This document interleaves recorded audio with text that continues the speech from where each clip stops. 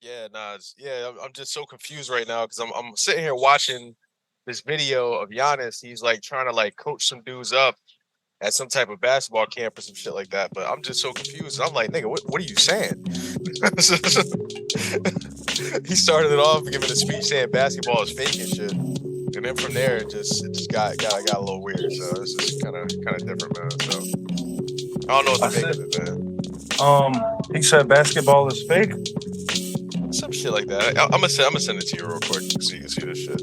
Was he talking about like the showmanship, the rhetoric, the lights, the cameras, and all of that, or what the fuck? Like, because Uh, there's a way that I can make that make sense. Nah, because he.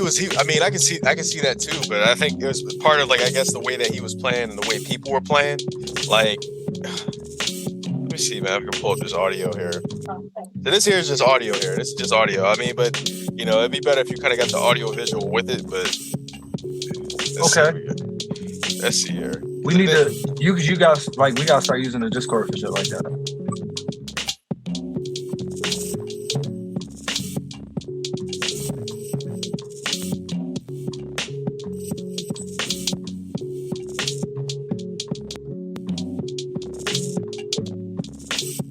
So mind you, so he got the ball, he passed the ball, he walked away, and the one dude fouled him, and he's just like, "Yo, what the hell you doing?"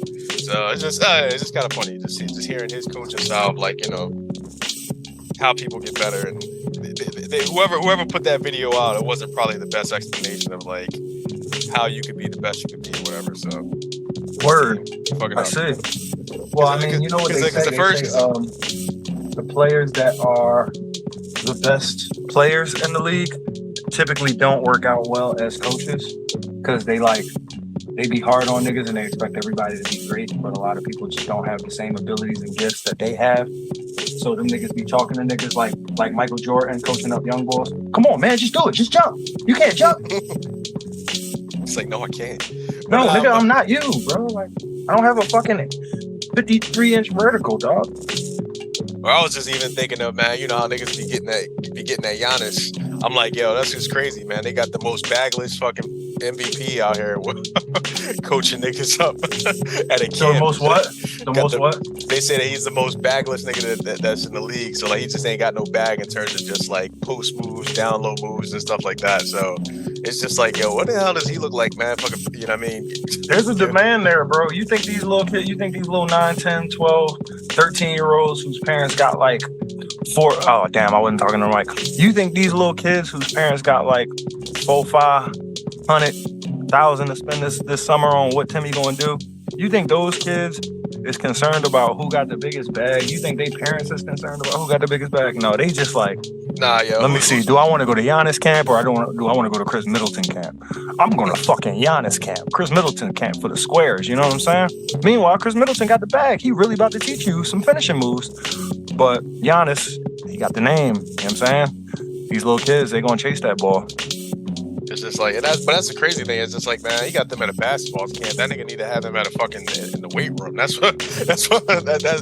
really his specialty right there. His expertise and shit like that. Yeah, I mean, that conditioning. Not to say that he doesn't know the game, because I mean, honestly, like watching that finals against the Suns, that actually like really proved that all right, he actually does have like a very very good understanding of the game. And once he got, and then once he got the green light to be as physical as he could be, like once he realized like, okay, the ref goes, all right, so they gonna get off their shit, but I get to get mine off too. All right, cool. So then once so once he got to be able to get inside and get down low, like that's when he was able to really get to work. Which outside of him just on the open floor, just running like a gazelle and shit like that, down in the paint, this thing could go hard. What's up? So all right. I was talking to my man about this a couple of days ago, actually. I was telling him that from learning instruments and shit, and I want to know what you feel about this philosophically, like in your soul and shit. Oh, by the way, let's intro this shit. Hey, man, my name Romeo. And I'm Tretch. And we still real niggas. This is the Tretch Romeo News Podcast. Hey. Yeah, I won't die quickly. I won't die easily. But anyway, so I was telling my homie about how, like, from learning instruments and like from my self-taught style that I've had throughout my whole life, like, like just my approach to my own learning has always been to focus on my weaknesses. Like whatever I suck at, go in the lab and get better at it. That way, ideally, at the end of the day, I won't have no weaknesses and I'll always be able to be proficient and somewhat sufficient at all things, right? That was always my approach. But then I heard it said recently by I can't remember who exactly, but I've heard it reiterated a couple of times, time and time again, that what you need to do is you need to find what you're good at, stay in your lane, and stick with that shit and ride that shit till the wheels fall off. And that's how you'll truly, that's how you'll find yourself in that air of greatness. You know what I mean? Tapping into that zone, locked in, tapped in to that power, right? So let me ask you, like, how do you handle that type of shit, Tresh? How do you approach those things? Because I've been thinking to myself a lot lately, like, damn, yo, if I would have just took what I was good at and stuck with that rather than working on all this other shit that I'm not good at, I probably would have made the headway that I would like to have made in certain areas of my life. That's yes and no. Because I think the thing about it is like there's a part of just like playing to your strength. You should always play and utilize your strength and your gifts because I mean, it's a gift, man. You know what I mean? This is, you know what I mean? So you got to actually use that and play towards that. That's what's easy. I mean, you got to, find ways to do the things that come easily. So it's like breathing because essentially you can't take that for granted. So you got to strengthen that. But in terms of actually having your weaknesses, it always is good to really approach your weaknesses, but the thing about it is just how deep into your weaknesses, like, it's having to apply in the requisite balance the point to where you don't want to actually get too how should I say it, too tunnel vision on your weaknesses to where you don't even play back to your strengths. So the best thing that you could probably do is just pretty much just make sure that you actually have the basics down of your strengths to where those shits come out like, like you can do that shit. It's muscle memory. It's muscle memory. And then essentially what you should do is kind of just work around the strengths, the weaknesses that fortify your strength and things like that. So like some things that are like kind of like, like if we take it that back to just like just instruments, right? Like if you're playing bass, you know what I mean, probably just working your way up certain chords or certain weaknesses that you have in terms of just being able to shift your hands to like just different positions and shit like that and things like that is just you know or even just thinking of just like just changing and moving across chord sequences and being able to kind of move within a certain just the main thing is essentially just try to find in the weaknesses that you can chain with your strengths that make it a little easier. Like I heard somebody say it earlier today, like they were talking about habits. They were talking about like the concept of like habit stacking, to where it's just like the best habits or the best or the easiest way to build habits is pretty much essentially attaching it to a habit that you already have. So if you're just trying to get better at going to the gym, and I'm literally stealing this example like straight out of somebody's mouth. It's like if you're trying to get better at going to the gym, if every morning like you drop your kids off at school, or if you make a run to the bank, or if you pick something up or somebody up, you know what you could do is just pretty much just like go to the gym after you do that. And essentially what you're doing is that you're pretty much just adding another step to the habit that you have as opposed to just trying to actually form a whole new habit. So kind of the same way you should probably approach like your strengths as well and your weaknesses as well, to where it's just like, you have your strengths, play to your bread and your butter, but maybe you learn how to toast that bread, you know what I mean? Or you know how to churn that butter. You know I see. what I mean? So So you're advocating for balance. balance, yeah. Balance, yeah. I see. Okay. Because the thing is, like like Draymond says, and like everybody says in the league, man, you can't ever get bad at what got you there. You know what I mean? What got you there is what's going to keep you there, but you can always add to it. You know what I mean? And Oh, that's the key Draymond there. said that. Draymond said that. Draymond said that. Okay. All right. Well, you want to talk about Draymond a little bit? Um. Oh yeah, him beefing with fucking Jordan Poole's son and shit, or sorry, Jordan Poole's dad, or I don't Yeah, know, him. making a son out of Jordan Poole and his dad. So Yeah, uh, basically. And then didn't he start beefing with Kevin Garnett because of the butt crack sports post too? yeah, he said something crazy. But I mean, but I don't think it was really beef. I think he responded with a certain anecdote or some shit like that happened, and then KG was like, "Damn, dog, why you fall for the pump fake though?" And they kind of just kept it moving from there. So you Yeah. know, And then KG says some shit back to him, but it was like after the fact. But I don't know, man. I think it's all Hollywood, bro. I I think ain't so. really. I mean, Now, I'll tell you, it's not selling Hollywood. tickets. I mean, you know, what I mean, it's gonna fill some asses. It's gonna put some asses in some seats for when Golden State comes to fucking, you know, what I mean, to Washington and shit like that. Like, you know, what I mean, so it's a little pre-hype for the season. It's a little what do you say what do they have those things in wrestling? You know what I mean? Before they actually fight, you know what I mean? They do like the little cuts and shit like that. Niggas talk shit before the game start and everything, before the fights and everything like that. Just pre-hype, man. Season pre-hype during the summer. Ain't nothing wrong with it. Yeah, no, I ain't mad at that at all. That actually, I would prefer that type of shit to go on in our off season.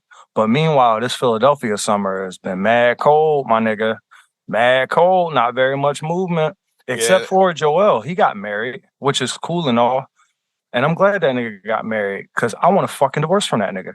Bro, last month, Bryce said, I want to die in a fucking Phillies jersey. And I knew that shit was going to come back up, bro. I knew that shit was going to be relevant at some point. And here we are, only about 35 to 40 days later. And you got our motherfucking star, our MVP going on some motherfucking Maverick Carter type shit, which I ain't never seen that nigga do nothing. So he ain't really that real if you ask me. And going and saying that he want to win a title, he don't care for who. And then after saying that, went on Twitter and said, I was just playing, y'all know me, Troel, get it? And then basically Maury said the similar things. So yeah, he's just trolling. How you feel about that shit? I mean, if I didn't make my stance very obvious in my introduction. I mean, hey, trolling is where it's due. I mean, you like nigga. Just a month ago, we was already pushing this nigga out the door, dog. So we can't we can't sit here and say, yeah, I want my MVP to be saying this and saying this and saying that. No. But I'm pushing him out the door. I'm still pushing him out the door, bro. So I didn't change my stance. I was pushing him out there. I was literally telling you, yo, this nigga, he only got about a year left. I'm rocking with him for this year. But after we don't have, I don't really want to see a 33-year-old MP or MB. I don't want to see a 32-year-old. That's what I was saying. And then this man came back and was like, fucking him out. So, I mean, it is what it is. I mean, honestly, we'll see how the next season or so plays out. Because what I will say is, you know, outside of just all the social media movements, niggas partying with each other, niggas pulling up at different weddings, niggas skipping the weddings and going and hanging out with Bun B and eating burgers. You know what we talking about here? I don't know. Next off season seems to be a fucking move, man. Like, you know what I mean? Depending on how things go, we might actually have the opportunity to actually get 2 max motherfuckers in here, and then also make some significant changes to our roster. I think it's really Paul Reed. It's only Paul Reed and maybe what? I need to look at the map or the chart, but I think Paul Reed and maybe somebody else is like the only person that's on on the books after next season. Well, Joel Embiid, but assuming we move him, we actually have a ton of flexibility and a lot of moves to make. So obviously, we want to see what we can do with this team. Continuity is going to be what wins and, you know, what keeps us going forward. But too bad we ain't been practicing that for the last 10, 15 years. I mean, with the exception, I will say, it maybe last season. I mean, we kept most of the guys that are around. I mean, honestly, I feel like we one more season and we add them up, one more season with these same guys and a better coach. Because I'll say it again, I said it before, I said it like 3 pods before. If we have a better coach, we win Game 6. Might even fuck around win the finals. but that is what it is. But hey, we got the same squad. We added a couple of niggas. Then, you know, we got a better coach. So maybe we can make some things happen. So it's not worth just blowing it all up already, especially seeing how wide open this past season was. You know what I mean? Next season will be just as wide open. I mean, who's really the guarantee? Like, you know, like we saying pretty much the same people. All right, maybe the Bucks. All right, but the Bucks got mopped in the first round. It maybe Boston, but Boston, they traded away their heart and soul, and they coach still new. So, and then you got Lakers, but you know, you know, I mean, good luck with LeBron and AD being healthy. All right, we got the Nuggets. All right, nah, these niggas fat. They ain't happening. Plus, a lot of their key role players left already. So who's gonna fill in the gaps? So man, I mean, so it's still pretty wide. I open. like how you the only nigga. I ain't never heard nobody write the Nuggets off that quick already, nigga. Are you serious? I didn't write them off, but I'm just saying, like, it ain't. They're not. They fat, half their team going. Fuck them niggas. I mean, it's listen, though, it's hard repeating. I mean, you know what I mean. So like, not to say that they're gonna fall off, but I mean, they lost key pieces. I mean, you know, like, you know what I mean. Bruce Brown went somewhere. They still got the only piece that matter. The Lakers' daddy. The Lakers' daddy. Not to mention they got that whole thing going on too. I mean, Darvin Ham even said, like, all right, nigga talking shit. He said this shit ain't over. He really said this shit ain't over.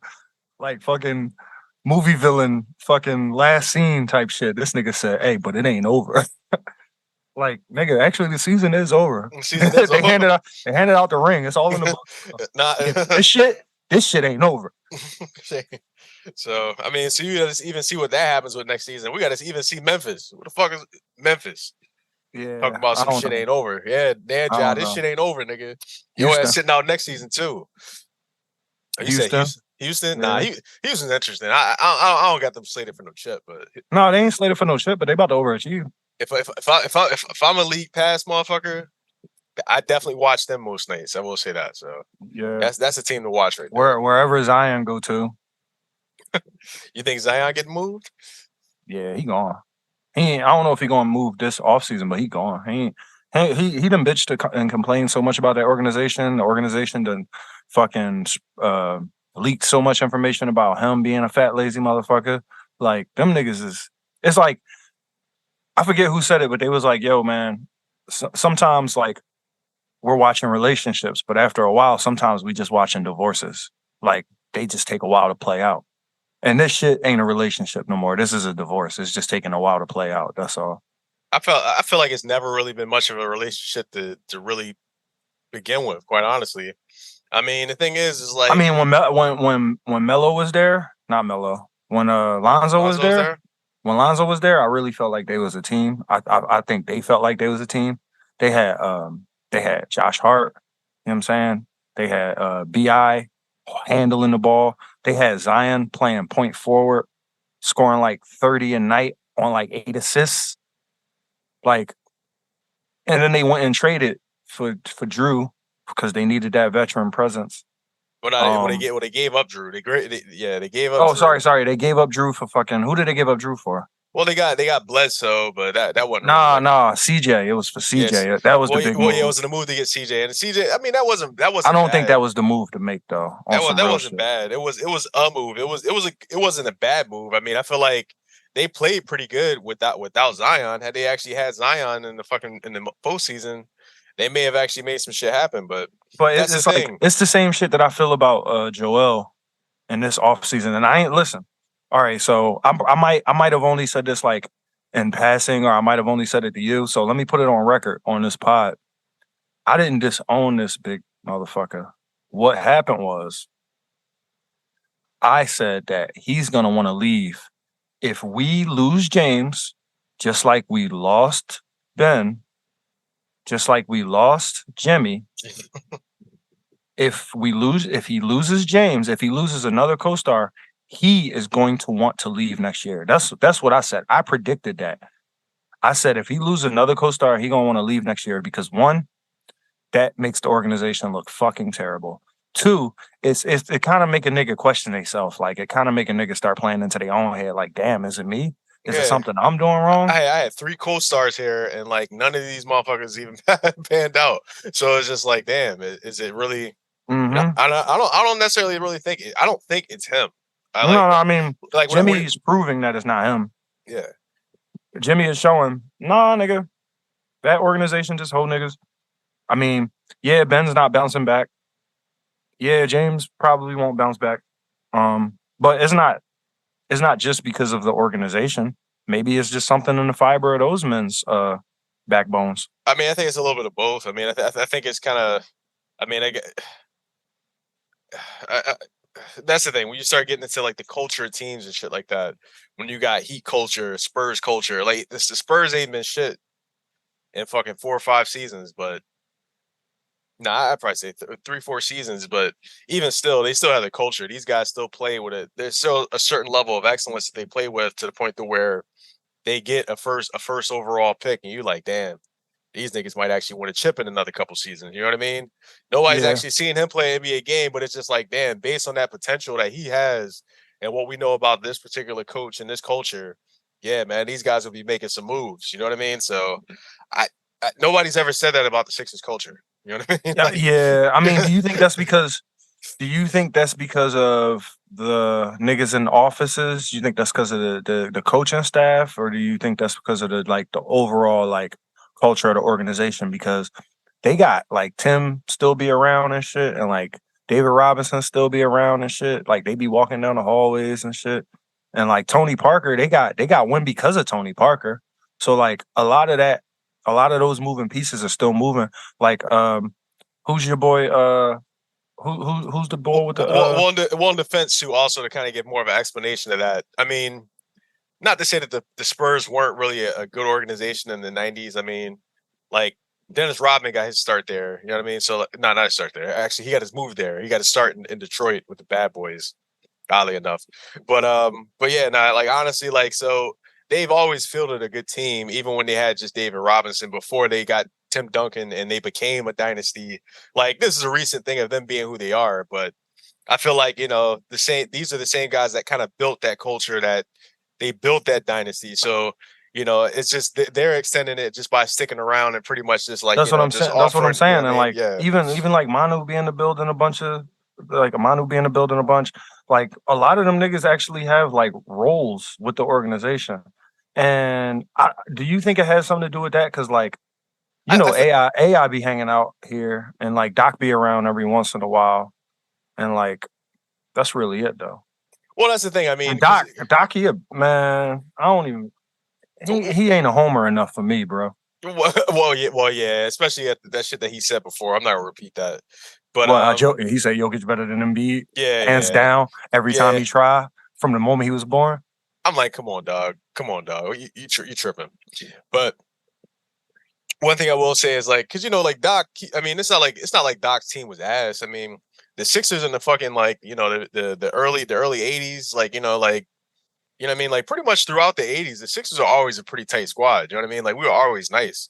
So it's just that we didn't really start falling off until fucking Chuck decided to leave.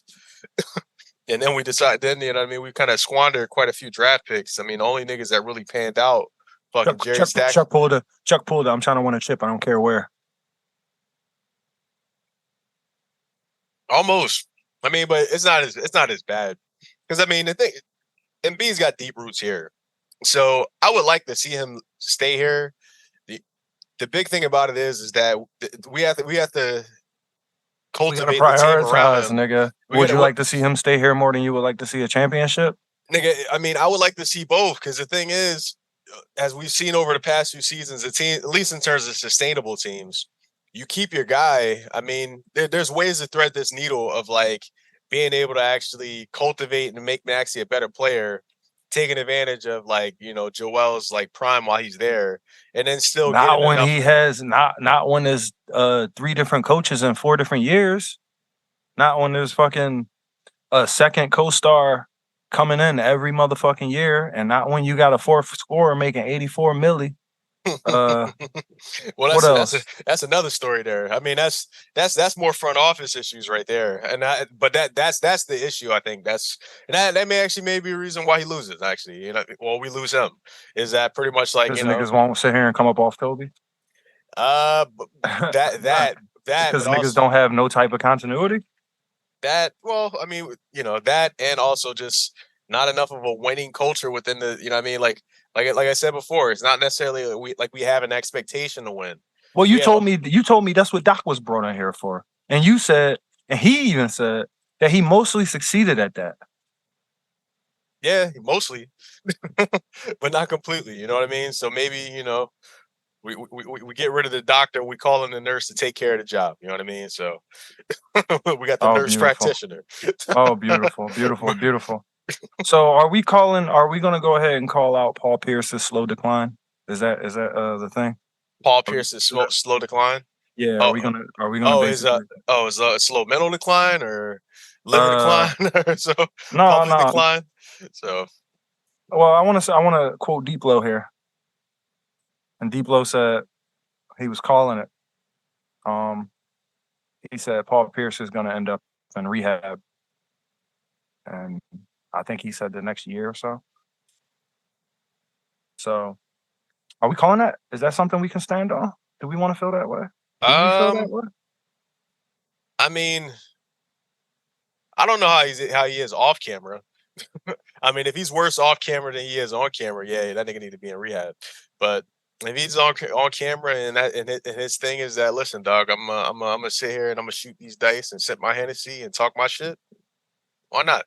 You know what I mean? So, I mean, because the thing is, I mean, they were grinding him up before. Remember, he was saying that he had a better career than the D Wade and all that shit like that. I mean, Yeah, he so said a so couple of things. He it's said he was a better passer than Jokic.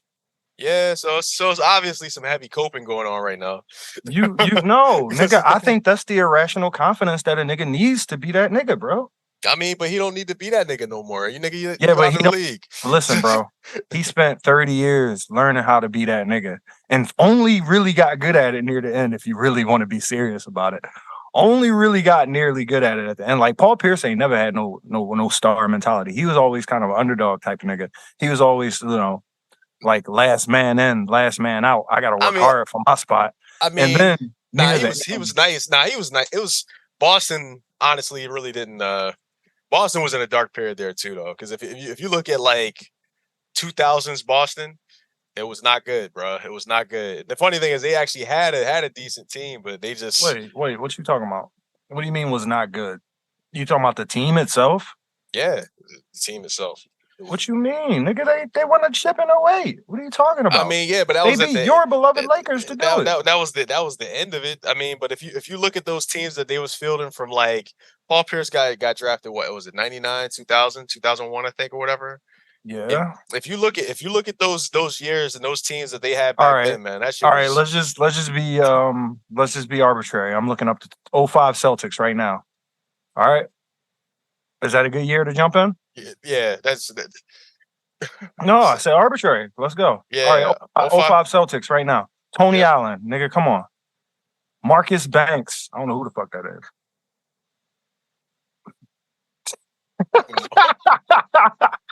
Yo, I started thinking I was gonna be able to name the rest of these niggas, but I don't know who none of these niggas is. Yo, I'm all right. Wally Serbiak, Delonte West, chill out. Yo, they had your boy Tom Gugliotta on that, John, dog. Come on, man. They had Goog on there. They had Tom Googs. They had the Googs. They had Goog. Dog, I don't even see that nigga, bro. He ain't even on the list that I'm looking at, bro. Dog. He ain't even on the list that I'm looking at. They had they had Dan Dickow. They had Dan Dickow. This is the 05 team, right? 2004, 2005. 506. No, 506. Oh, this is 0506. That's why we're looking at a different list.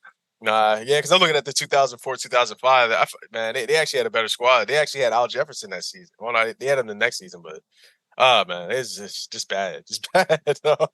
Yeah. Dwayne Jones, they had the Rock. Yeah, sure. Oh shit. They had Kendrick Perkins. Yeah, that was still, he was still young. That was like his first, second season. Yeah, dog. They ain't had nobody on that fucking squad, they had Michael Olowokandi, probably one of the biggest busts. They did have Delonte West. He did start his career there. Yeah, dog. Shit was. They had Ricky Davis. Yeah, but that was late Ricky Davis. He wasn't the same. Oh, for real? That was post Ricky Davis. Yeah. He was Richard Davis at that point. He was Dick Davis. My name Ricky, but I go by Dick. All right. Well, like I said, excuse me. I think that Paul Pierce has that same irrational confidence that a nigga needs. The same thing I love about Pat Bev.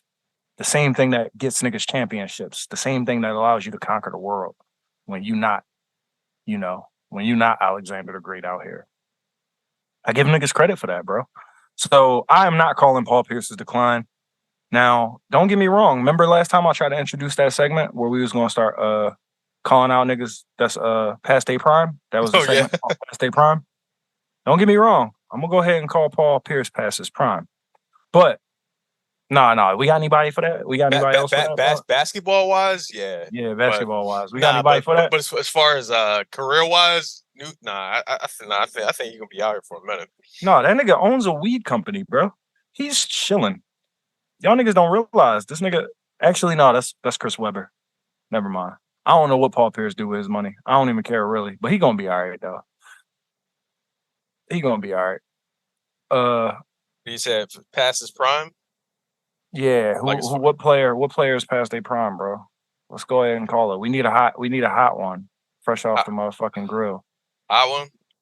Fresh off the grill. I'm gonna say KD, dog. I'm gonna say KD. That's not hot. That's not a hot take, bro. That nigga old as hell. Injury prone as shit. Played 40 games per season the last 5 seasons.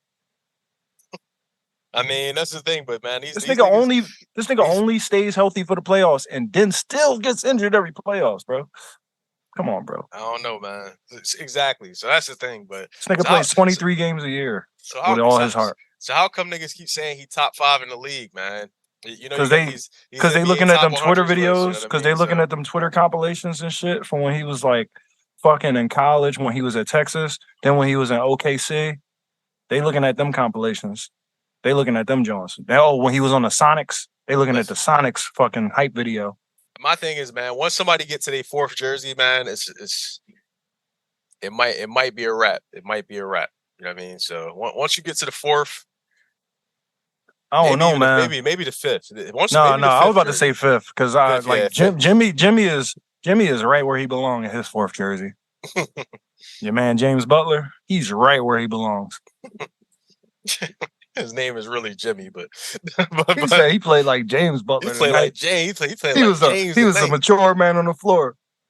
I seen that dumbass shit. I'm like, how you gonna call him out his name like that, bro? Exactly. Like that was so backhanded. It's just like, oh yeah, man, you play. Your parents should have named your ass what you should have been named. Yeah. You play like who you should have been. I'm like, yeah, that's crazy. I don't know, man. That's disrespect right there. But all right, I'm gonna go for another. I want to call somebody. I want to call somebody past their prime. I really do. I need one. I need to do it. Let's say a nigga that you never gonna see run like he been running. A nigga that you never gonna see run like he done ran. Even this year, a nigga that you never gonna see do that again. Jamal Murray. I mean, that's possible. It's still early for him though. So that's why it's hot, nigga. It's fresh. It needs to be. It's no risk if it's fucking old, nigga, bro. I can sit here and say KD. I can sit here and say CJ, whatever the fuck his name is. I can say Toby. You know what I'm saying? I can say easy ones. Toby ain't gonna have no another bubble all-star season. I mean, neither does he need one. He was a bubble all-star, bro. That's the prime. That's his prime. Like that nigga's in the fucking post-prime of his career, bro. From a journeyman to bubble all-star to max player. How many jerseys he had? 4? I think this might be 5 actually. We had 4. Yeah, honestly, I pulled that theory out my ass, but I might actually be right about that one. Yo, dead ass, bro. PJ, he on his 5th. So hold on. So he was in Milwaukee. 1. This nigga played for Milwaukee. Who? Toby? Yeah. Tobias Harris played for Milwaukee. He started in Milwaukee actually. I thought he started in Orlando. Nah, he's in Milwaukee for 2 seasons. Then he went to Orlando. Actually started getting some burns, so that's 2. Went Milwaukee, to Detroit. Orlando went to Detroit. Detroit is when I first started really hearing about him. Then that's when he was the next LeBron James in Detroit. Then he was in LA. Niggas be shining in Detroit. You ever notice that? Niggas be shining like a motherfucker in Detroit. Then once they leave Detroit, bro. It's the armor all, man. That's why. Yeah. Detroit need to be a G League team for real. I mean, there should be some form of relegation, dog. I feel like there has to be something like that. Jeremy Grant was a motherfucking all-star in Detroit. Yeah, let's not forget Andre Drummond. There has to be some form of relegation Like, you know what I mean? If you just end up playing like too bad for too long. So let me see here. Yeah, so Toby, he was on Detroit, then he ended up going to LA. Then from LA he's been here. So and it's Hey yo, been you know how niggas be telling that net story about how like that was the biggest team that busted and all of that with all the 3 stars and all of that. It's so what soon, but what niggas have what with Katie, Kyrie, and James Harden? yeah, it's so soon. It's I so mean, early, but niggas have already forgotten about LaMarcus Aldridge and Blake Griffin and the other bullshit that transpired in that nah, whole situation. that shit was wild. Honestly, nah, that's just definitely getting thrown under the rug. But This nigga LaMarcus Aldridge went to the team to go win the chip, ring chasing ass, and then had a nervous breakdown. yeah, nervous breakdown, started having heart issues, and was like, "Yeah, I'm retiring." Then the nigga decided to come back the next Then he season. came back. No, but that was like his third time. But it's cool, man. Shout out to that man Hart, bro. Yeah. I mean, honestly, nah, you can't fuck around with that. We talked about that on this pod. I'm like, yo, man, if the thing you loves makes you feel like you about to die, like how much do you keep like pursuing that? Yeah, You know? exactly. I mean, when you don't need to, he didn't. It wasn't like he necessarily needed to. I mean, the thing about it, nigga, you playing on that team. It's not like you're really playing that ton of like that minutes anyway. You know what I mean, minutes anyway. But same thing happened with Jeff Green. Actually, Jeff Green, he went through that shit. I mean, he actually had like heart surgery. So that like so I think he was actually Yeah. out a season on that Wonder type why of he's shit. still in the So league. Yeah. Lovely. Didn't he just get paid too? I know he just won his chip with Denver, didn't he? he won a chip. I think he got paid. I forgot who picked him up. But I know he yeah, was on the Nets last year. But then I think he went, I think it was Denver. I don't know or care. Hey man, so what's up with these running backs, cuz? our running backs or just running backs, period. Oh, nah, Jeff Nah, Green. Jeff Green's in Houston, actually. niggas not getting paid. Jeff Uh, Green is in Houston. yeah, they brought him to Houston on a 1 year deal. That's crazy. And after he won this chip, After he won his chip, this nigga, I told you Houston about to be interesting in shit. it is. They about to have Jalen humping niggas. They about to have Fred Van Vliet getting all up under niggas. They about to have fucking who else they got on that team? They about to have Dylan Brooks Dylan Brooks. poking niggas. Yo, they about to have a whole squad touching people, bro. Yeah, and then this horny ass email out there and shit like that. It's just too much going on. It's too much going on, man. These niggas nasty. When they come to Philly, bro, they need to stay in their hotel room, bro. These niggas nasty as shit. But yeah, dog, I'm talking about these running backs and football. Like this shit is actually getting out of hand. Like now you got Savon threatening to hold out, even though he ain't gonna hold out. Cause niggas ain't getting paid. Like, all right, basically, the running back who's gotten paid in the last 5 or 6 years, the only running back who has made over 10 million a year in the last 5 or 6 years is like Alvin Kamara. And then you had Boobie Miles. I think we talked about this. Miles Sanders went over and got paid like 6 mil. His contract, I think, is like 25 for 5. But he had like, or 25 for 5, but it was like a signing bonus or some shit like that. But that nigga only really getting paid like 6 mil a year by North Carolina. Other than that, ain't no motherfucking running backs getting extended. So it's like this big crazy thing about how like Savon ain't getting extended and all these other talented motherfuckers. So like it's a bunch of different theories there and it's a bunch of different situations that warrant it. But I went and asked ChatGPT, like, why ain't nobody paying these running backs and shit? And dead ass. Chat GPT was like, well, first they injury prone. Second, none of them niggas do everything. They all like specialty. You know what I mean? You got a third down back, you got a motherfucking a heavy back, you got a motherfucking a fast back, you got a catching back. And it's like you don't got one nigga to fill that role in most of these situations. And then lastly, it's becoming a pass first league. So yeah, like GPT even had answers like, this is why these niggas ain't getting paid. So I wanted to ask if you feel some type of way about it, or like if it's just one of them things that like 10 years from now, you know, that shit gonna be like them niggas ain't even gonna get paid like motherfucking DNs and motherfucking like for real. They ain't getting paid shit. That shit crazy. They might as well stay on a practice squad. They might as well be fucking special teamers. Well, what's really fucking it up right now is this concept of running back by committee. You know what I mean? That's the big issue Well, it's because not fucking it up, bro. It's winning games. I mean it's winning games, definitely. And I guess because of the committee thing, it's affecting guys and their pay and whatnot. So I mean, but we'll see. I mean, because we need to. I thought part of the pay when it came to actual running backs is the perception of being like, if you're the bell cow and you're running this shit, we're putting like, damn there like a third or at least half of our offense through you specifically, then we got to take care of you for that because honestly, it's a daunt, it's abusive task, man. You know what I mean? You going, you getting beat up all day. Oh yeah, did I say they don't last long either? Did I say once they get paid they stop working? So did I say once they get paid they either stop working or be injured the whole year like Christian McCaffrey?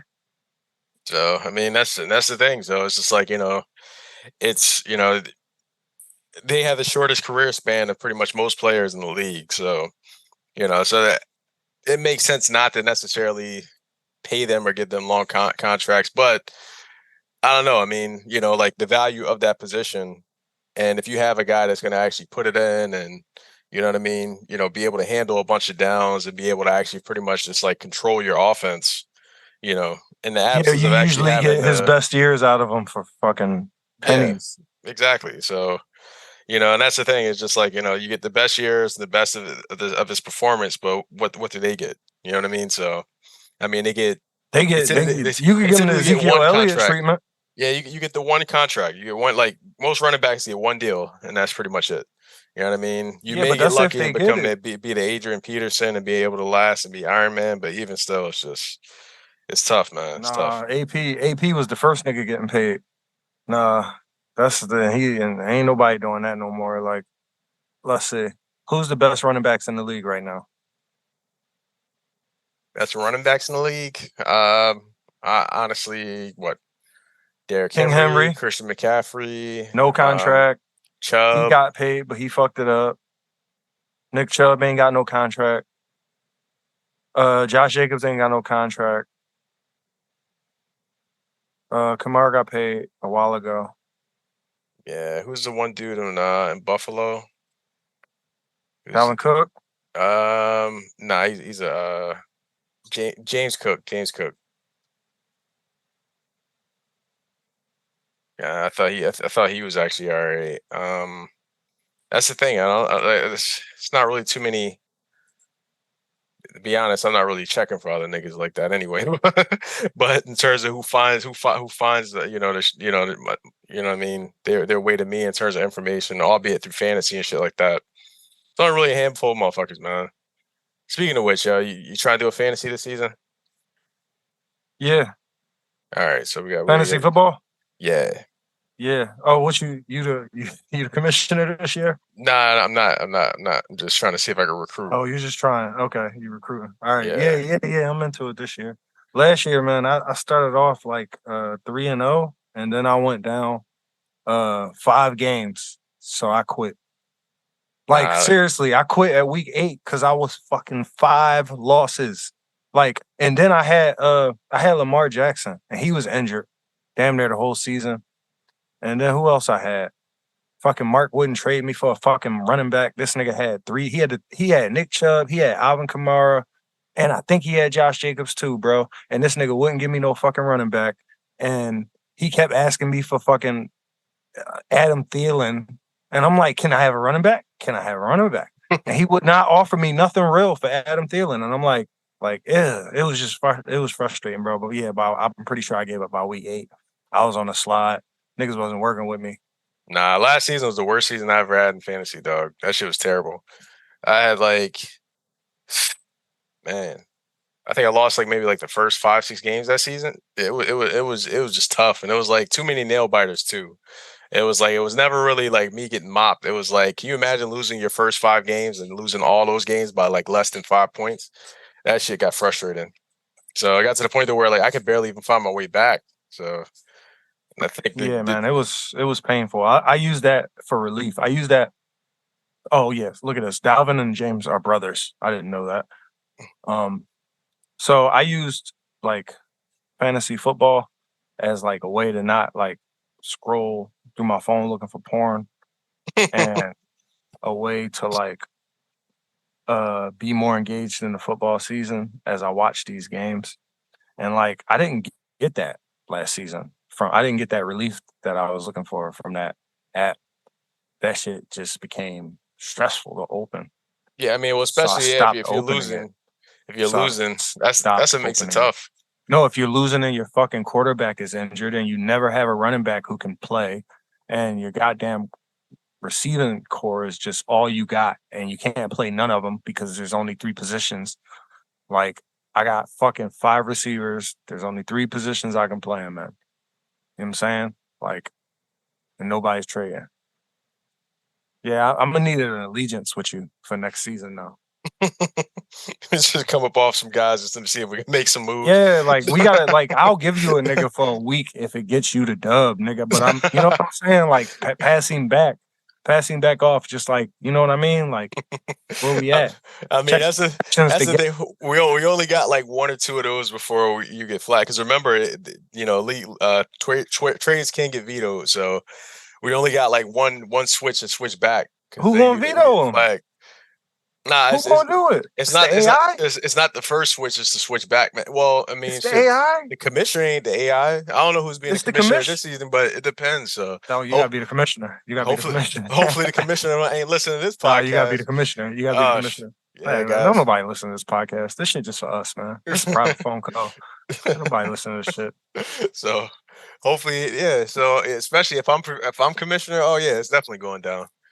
Hey, yo, I just want to let y'all know, by the way, I want y'all to review this on Apple, man. Like, I ain't drop all the links and shit, but I could do that. It's TRN Podcast on everything, the TRN Podcast on Twitter. But specifically, man, we got to get y'all to review us on Apple. That shit helps the algorithm. That'll help people discover this podcast, and that'll help us get some motherfucking money because we need the money on PayPal, baby. Yeah, go ahead. Yeah, man. Shit, but yeah, man, but I forgot the whole plug or shit like that too. I was about to move to the next point, but I wanted to actually get back to the fantasy football thing and just let niggas know that, folks, that's how corruption works, man.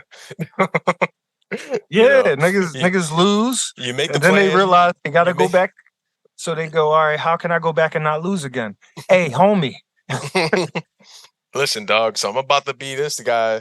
When this happens, and such and such. And then we both make it to the finals. So, either way, we both get broke off. So, hey, listen, GMs, your favorite GMs do it all the time in every league, nigga. They got their allegiances. They got people they keep going to. They got batches that they keep visiting over and over and over. You see these niggas. Look at Daryl. Look at fucking Daryl. By the way, I'm on your fucking head, Daryl. These niggas forgot, but I ain't forget you waved Isaiah Joe, nigga. I'm on your fucking head, Daryl. You got about 1 more season to stop fucking up, bro. It's too many bad decisions in a row, my nigga. Too many bad decisions in a row. It's not paying off, bro. Fucking signing Dwayne Dedman back. Fucking wave Isaiah. Who does that? You know what we would have if we had Isaiah Joe and Maxey back here talking about we need shooters around Embiid. Come on, bro. Yeah, that's tough. I mean, especially seeing that we gave him up for a roster spot for somebody that didn't even get any play. So that's just stupid. Ugh, man. But the thing is, I mean, Morey's not really big on the down.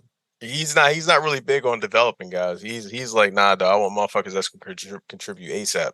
No, I know, but he don't got no chips though to be talking all that shit. Like they keep saying Morey this, Morey that. Oh, Morey, yeah, Morey always likes to make he always works for superstars. Morey always goes for whatever makes us more statistically likely to win a chip. Morey is always about stars, offense, big splash. Morey ain't got no chips though. Like niggas, it don't matter what he be saying. It don't matter what his policies are because none of that shit is proven to have worked at any point. And then it'd be the niggas. Who the GM for the Denver Nuggets? Name him. Well, the thing is, it's not. The current GM ain't the one that should be taking credit. Well, for the most part, because the previous GM he actually moved to Minnesota. He's the one that actually built the current team they have now. Who the GM for the Milwaukee Bucks? Name him. I have no idea. Exactly. That's what I'm saying, man. Like, John Horst. Man. John Horst. Granted, you can't even say it in one syllable. I'm sorry. I'm not laughing at you, Tresh, but you niggas say Treach all the time, so you know how I feel, nigga. I mean, that is funny. When a nigga actually came, it was like, yo, the Treats from Romeo podcast. What y'all niggas on? I'm like, damn. I was like, damn, y'all niggas really ain't listening to no Naughty by name. That's how you know it's a different time, which is kind of cool because I can still a nigga name and still, you know what I mean? Niggas don't even know. I mean, the niggas that do know, and it's just like, yo, what the fuck's wrong with you, dog? Like, yo, man, you know that nigga, that you know the real threat's gonna whoop your ass when he see you. It's just like, man, listen, you gonna have to catch me first, dog. What you talking about? So, but, but nobody else You knows broke the veil, those. nigga. I mean, they should know by now. If you don't know, now you know. Hey, but nigga.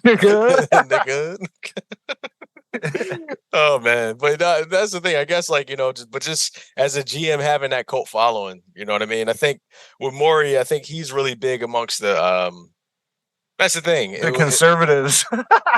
Well, I guess that, but I guess like the analytics guys, which oh, are I thought probably she was about to say the anti-China guys. The anti-China guys. Yeah, you said the analytics. I thought she was going to say anti-China. I mean, anti-socialist. Anti-socialist. I mean, I don't know. It depends on what type. You know what I mean? So we share money. We share. Well, whatever. All right, I'm not gonna make that joke. I'm not gonna make that joke. I'm not gonna make that joke. That's another story. We'll take that to. It was gonna be a Lena the Plug joke, y'all. But just so y'all know, because I could read the waves, man. I know the rhythm. Y'all feel the vibrations. Somebody does. Anyway, somebody does. Jalen Green's friends do. Yeah, but I guess it's the thing. You have certain GMs that have like big profiles. So you got Maury, obviously. Then you got Rob Pelinka. But Rob Pelinka has mainly a big profile because he used to actually be Kobe's agent. But then Rob Pelinka, he pulled off some crazy ass shit.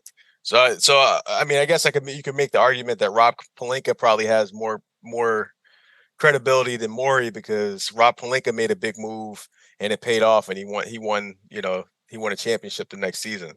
So yeah, that's almost not an argument. So I mean, but then again, I mean, he hasn't done it since. But the thing is, what you mean? He did it though. Yeah, he did. He did it since ever. Yeah, he didn't. But I mean, on top of that, check it out. Okay, Maury went and got Doc, right? Nah, before Doc got hired before Maury. I keep saying that. I'm sorry. I'm sorry. But you got Maury with Doc. You got Maury with who was that other nigga? D'Antoni, right? You got Maury with these motherfuckers. Which is a better marriage. It's a better marriage there too. I say that. So this nigga Rob Pelinka won with Frank Vogel, nigga. Now, don't get me wrong. He had LeBron too. Let's not diminish that. I'm about to say. I mean, we're diminishing the biggest factor, Le GM. I mean, that's the thing. It's just like, Rob Pelinka is just but like name. Vogel though. He had Frank Vogel though. He had Frank Vogel. Frank Vogel was there.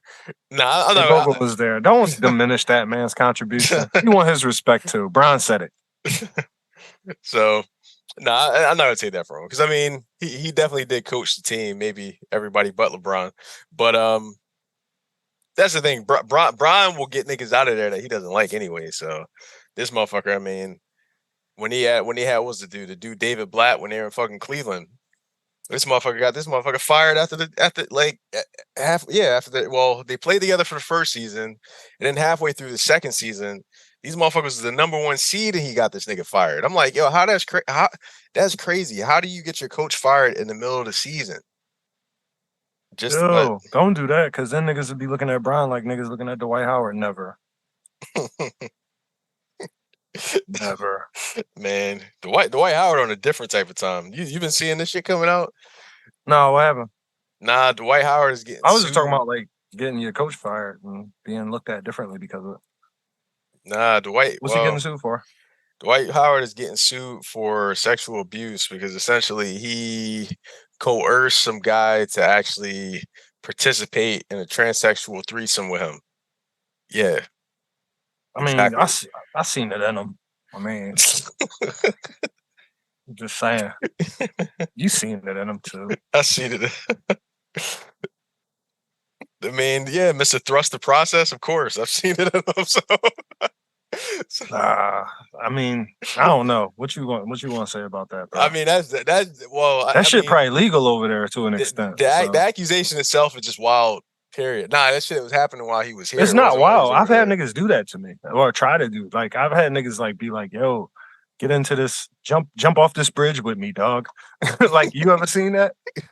Like, remember that's why your mom was telling you that your whole fucking life, right there, because of shit like that. Like, damn, dog. You ain't never had niggas be like, "Yo, jump off this bridge with me, bro. Take this red pill with me, bro." I know. I mean, that's the thing. I mean, you be like, "Damn, bro, it's just Wednesday. I got work tomorrow." Yeah, and they be like, "No, tonight is the night, bro. Tonight is the night. Tonight is the first night of the rest of your life, nigga." Yeah, dog. You ain't never had a friend like that, bro? We have friends like that. Shit, nigga, you've been that friend a couple times with me, so you know what I mean. So we ain't never jump off no. We ain't never jump off that bridge. Yeah, we haven't jumped off no non-binary together, but that's that's different. that's a different type. Man, we use jump off in the Joe Budden sense just then. That's so, crazy. You know what I mean? That's got to expand their vocab. That's like, different. Niggas don't get it. No, we ain't never jump off on that. Dog, that's never a jump off. That's a level cap. That's a level cap problem. We never jumped that one off. Yeah, nah, that's a Prince issue. Yeah, exactly. Like my dad used to tell me, "Yeah, man, you just had so many girls that you just started one boys." Man. I mean, I don't know, man. I guess you could have worse problems, but damn. All right, man. Let's serious this up, man. All right, man. All right. So go ahead, man. Where you going, man? YMW Melly. All right, so he got a mistrial. So he free now? Yeah, for the most part. But that's the thing, though. When it comes to situations like this, I mean, the mistrial just means that that whole proceeding is just pretty much just like null and void. They can still retry you afterwards. So they're gonna do that? I think so. It's a double murder. High profile case. They can't just let that slide. So I got a feeling that they're gonna actually try to retry him. Just to prove a point, you know what I mean? So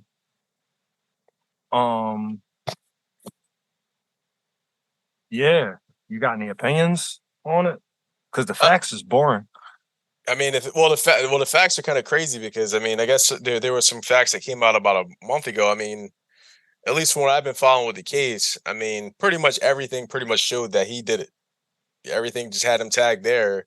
Then again, I think there was a piece of evidence that came out about a month ago that pretty much just said, "Oh yeah, nah, he doesn't actually if this gun was fired, he would have had like some type of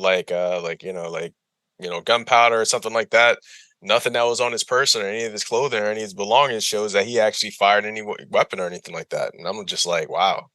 I mean, you know how evidence go. They all gonna tell whatever story they need to tell, right? Well, yeah, that's the thing. I mean, but I think that's the beauty, and I guess I mean, that's why the conundrum of our legal system, to where he's getting judged by a jury of his peers, man. And I am not among those people, thank God, because that's not a decision that I'm in a position to make. I wasn't there. You know what I'm saying? Now, I probably spoke pretty strongly on this platform about it in the past, saying things like, "Man, he did that shit. That nigga's guilty. Fuck that guy," or something like that. I don't know. I'm not quoting myself, but I'm saying I was probably, if you caught me saying some shit like that back then, forgive me.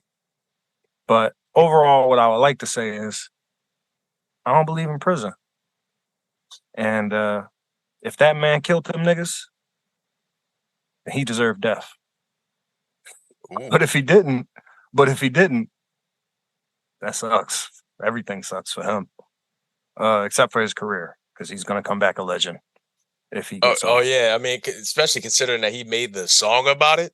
You know what I mean? Like, that's what makes it even wilder, because it's just like, damn, bro, like that's, man, that first concert, man. Tickets to that first concert would be crazy. I mean, I may need to hop on Game Time or StubHub, man, just to see what's gonna happen there, man. I may actually be able to make a flip off that one. Get in early. No. Get as many as you can. Collect money from your friends. Might be able to make a flip on that. So just maybe. Yeah, I will spend some chips on that. So yeah, I like, honestly, I don't know what to say about it. I just, like, it feels like It feels like a trade that's just stuck, and it might come through or it might not come through. But I don't know. I don't know where I'm at with it. I mean, I kind of feel the same way about that as I feel about the Kodak with 69, John. Like Kodak was their cases and shit like that, and no. 6ix9ine and Kodak got a song together. Kodak paid 6ix9ine, 6ix9ine paid Kodak a smooth million, and Kodak compromised his values, his street values, his gang code to do a track with that nigga, even though he a snitch. He got paid $1 million for a feature. Yeah, from 6ix9ine. But the funny thing about it is, like, his whole verse on the joint is about... Niggas is stupid, dog. Wait, what's wrong? Niggas coming at him for taking $1 million feature from a snitch. From a snitch? For a snitch, shooting a video together with the snitch. It's $1 million, dog. It's $1 million, bro. Yo, I saw a Kodak flying commercial recently. He could use it. Fuck it. It's $1 million, bro. Fuck dog, that. You that rich? you that rich? You could turn down $1 million. Yo, look, rich? Like, his whole verse. Dog. His whole verse was like, "Hey, listen, we just doing songs. It's not like we hitting a lick together. I ain't trusting this man to hold me down for my life."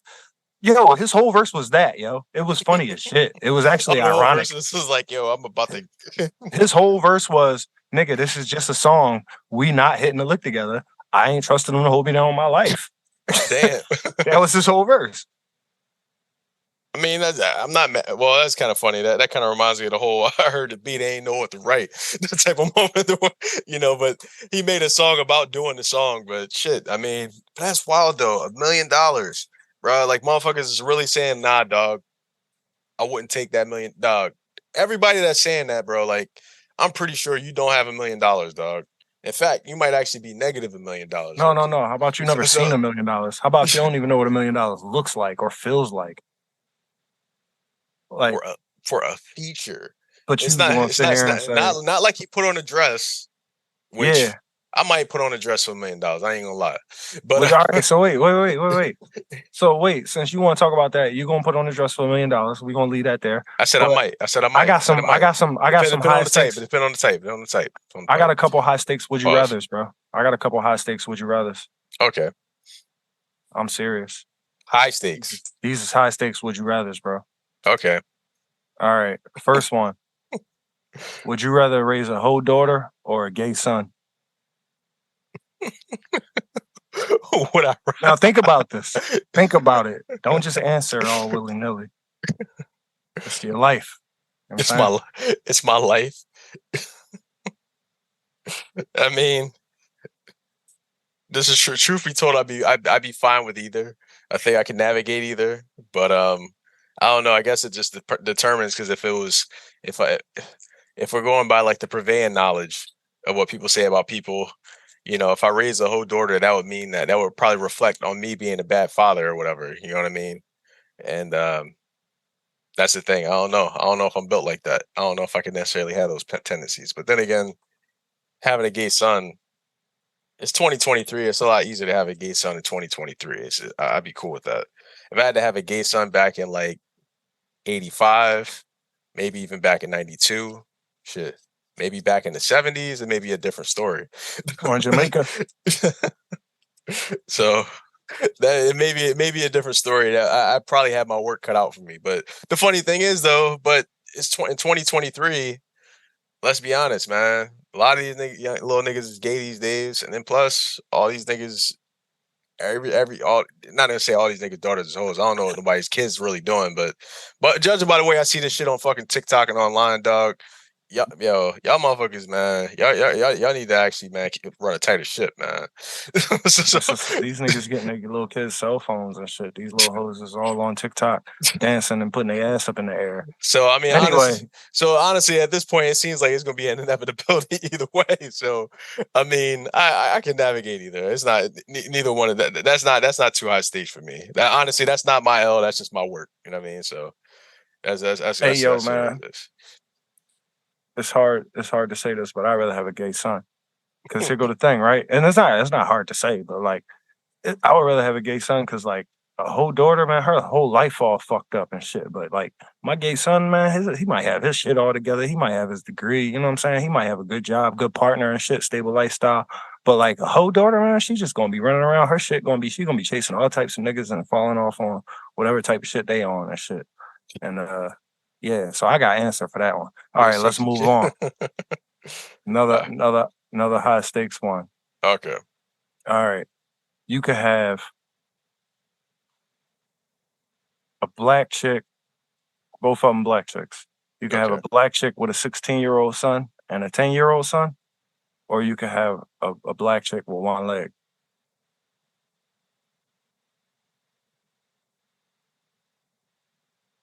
I'm going to go with the 16-year-old and the 10-year-old son because I could put those niggas to work. So that's fine. That's fine. I guess it's employees. All right. What about 14 and 19? 14 and 19? Yeah. Even better. One homie is like, above 18, so he could actually work all types of hours. So that's fine. Oh, you like that? You like that? Yo, I chose the fucking one leg, John. I definitely chose the one. And I'm talking about this real life. This is a real life situation to me. I talked about it on this podcast. Oh, you hold on. You talking to somebody got one leg? No, I did though. I talked about it on here, man. Oh yeah.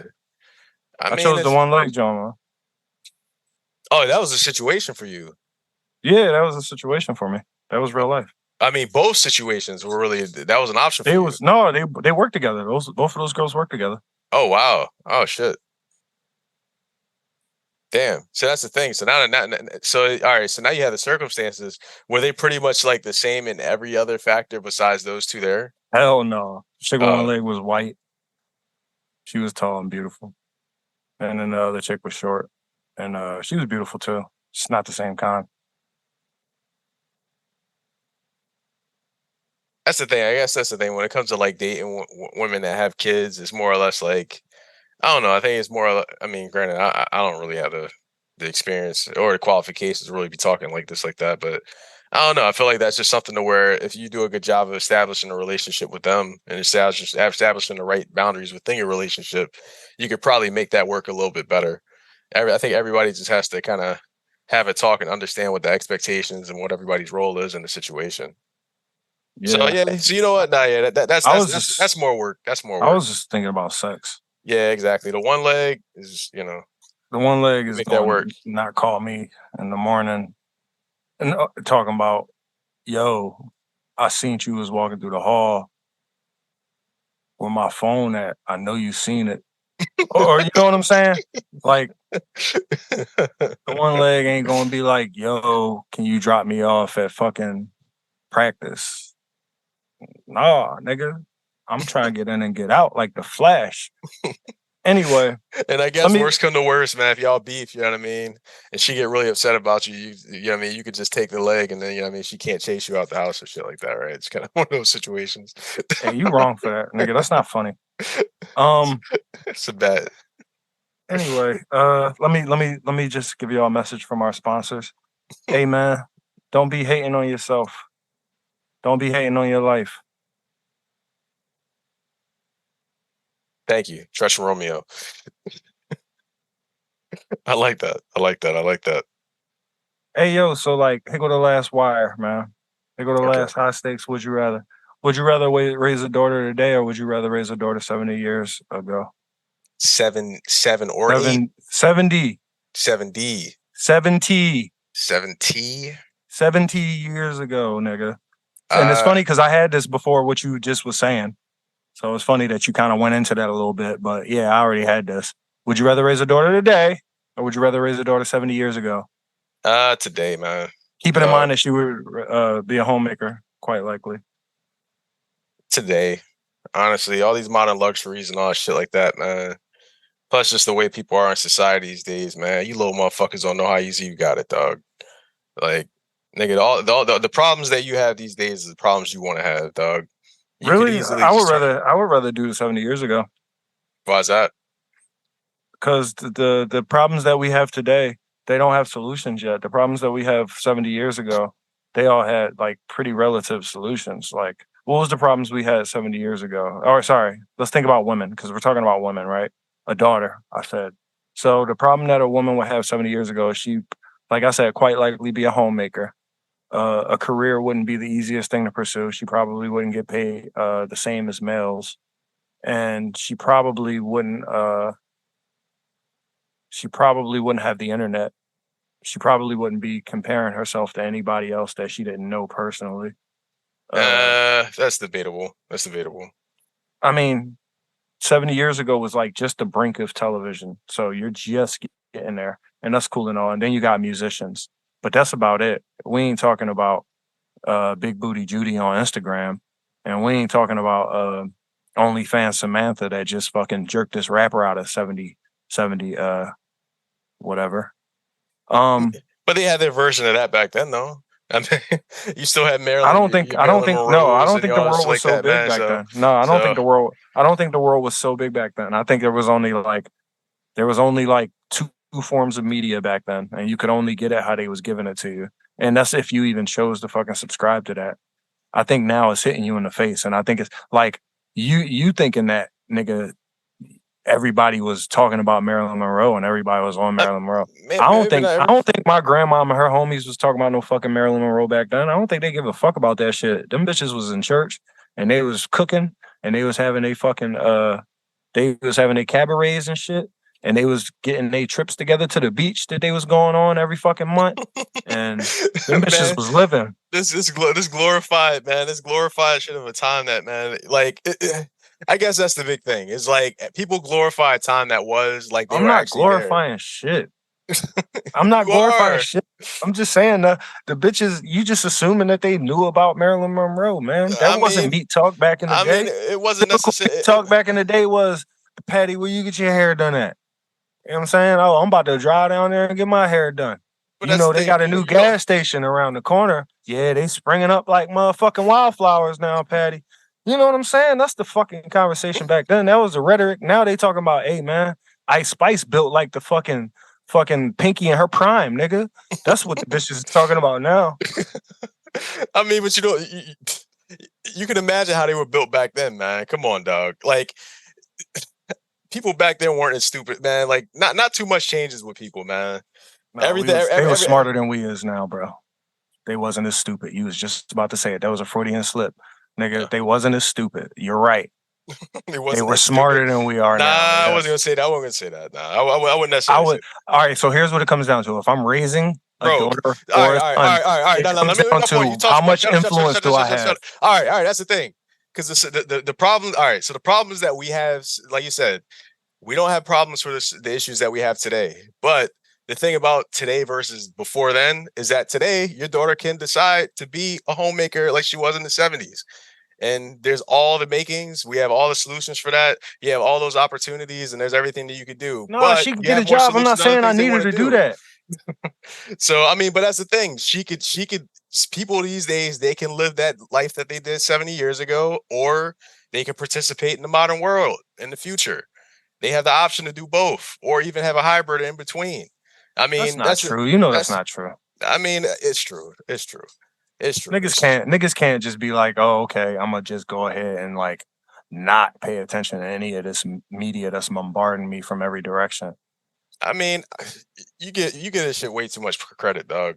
Like that's the main thing. Is just like people talk shit about the media and how above the media and everything that they're from, but then they're so concerned about how it actually affects other people.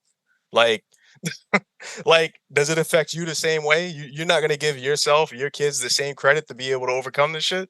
Like, you give yourself credit for being able to overcome it and be able to see through it. So you don't think you can? No, I don't. I don't give myself credit for being able to overcome it. You don't have. I fucking give myself shit from being influenced by it as much as I do. What do you mean? I mean, but that's the thing. But you're going to be influenced by something no matter what. It's your surroundings and everything that happens around you.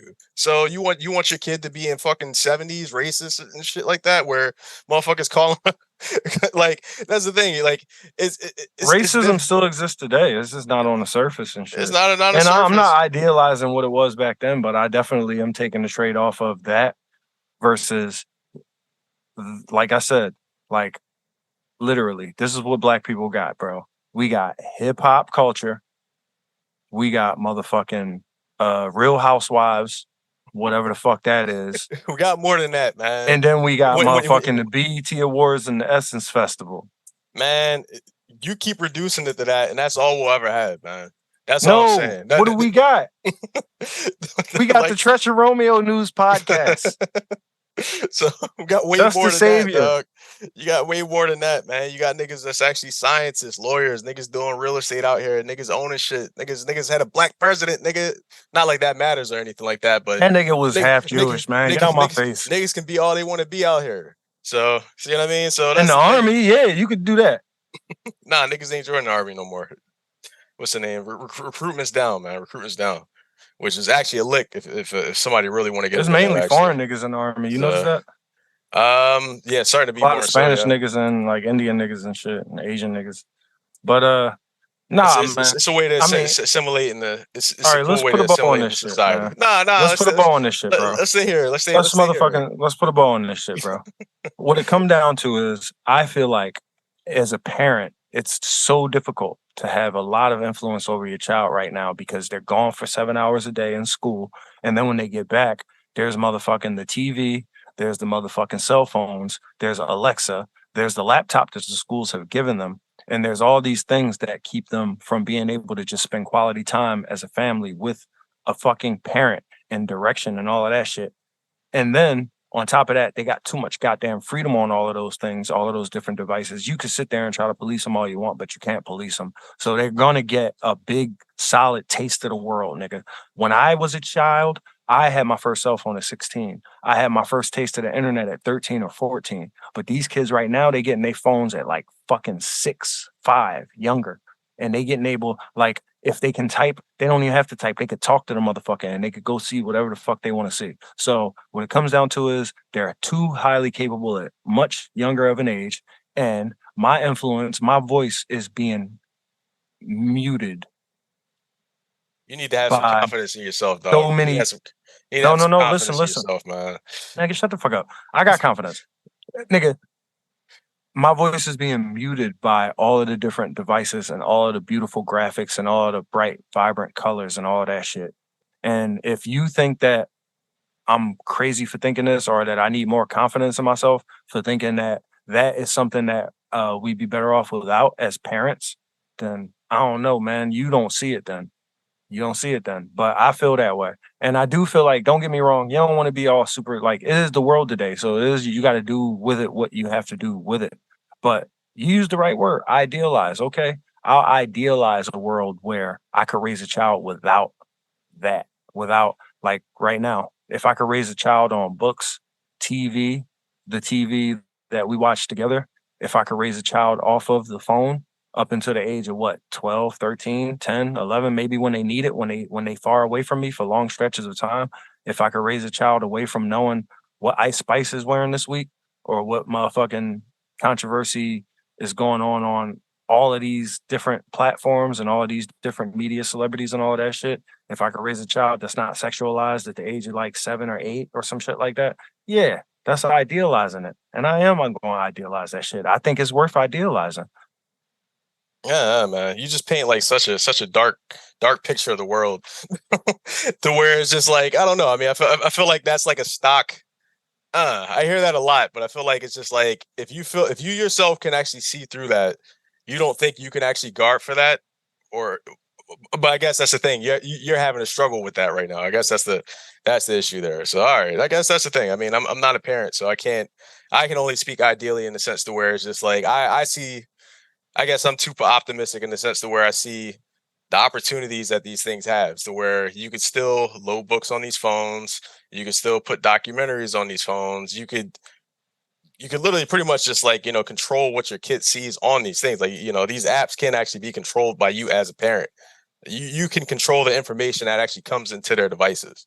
You know what I mean? But I mean, I guess that's the thing. You could. You absolutely could, and that's true. If you look at it only in a positive sense, everything is a tool, and you can use it for this or use it for that. That's cool and all, but I don't, like, for instance, I'm not a parent, but if I was a parent, right, you're gonna be co-parenting.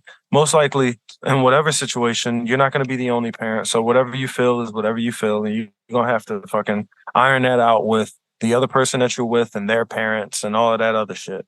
So, I mean, realistically, no, I do just expect to be arguing with other adults, maybe about what I want my kids to have to deal with and be exposed to, but not necessarily all of the different forms of media and all of the different beautiful things that my kid is going to latch onto and have to see and deal with. But I'm old fashioned. I'm conservative. What can I say? I'm the nigga that be wilding. I'm the nigga that be cussing the most. But I'm old school, man. I mean, but that's the thing. I mean, you could still be old school even in these times. I mean, I guess even despite what we have, I feel like that's the thing. Like things are more expansive. You know what I mean? And I feel like if contending against the media or media is a problem that I'll have to have, then I mean that's just a problem. You know what I mean? Like I think that's the main thing. It will just kind of require me Bro, as you a know how parent to kind easy of get shit my was own back shit. then? It was all in black and white. I I don't think so. That I was a mean, joke, nigga. That yeah, was no, a joke. Don't take me seriously. Don't I know, quote I me, know, boy. I know. Oh, I thought you were talking about just socially and everything like that. Nah, honestly, I No, feel like nigga, I was literally talking about the TV. yeah, TV shit. Like they Yeah, ain't have color. I I was mean, kidding. nah, yeah, they didn't have color. I mean, they had color, they just didn't like it. They ain't so, like it. Yeah, no, they hung it up. so that's the Right. thing. I mean, They put it on the shelf. They hung that shit up. so in terms of having to contend against that type of shit, you know what I mean? Like that's, like relative to what we have now, I mean, we kind of have the last vestiges that we're fighting against that with, which I think, I mean, I guess that's the thing. Like I remember I was listening to some it was some podcast and it was an excerpt of a podcast on the podcast, and they were talking about like like yeah, I just need my kids just to just sit down and just listen. I'm tired of my kid asking me questions about everything I just say. Every time I Yo, say kids are something, they just need to say distracted it. enough as it is, man. And this world is giving them more and more distractions. Like I back mean, then, it was just yo-yos and fucking Game Boys. but I Now it's mean, goddamn everything. Like these kids know more than I know. but that's the part. Well, that's part of it. You should never get to a point where the kids know more than you know.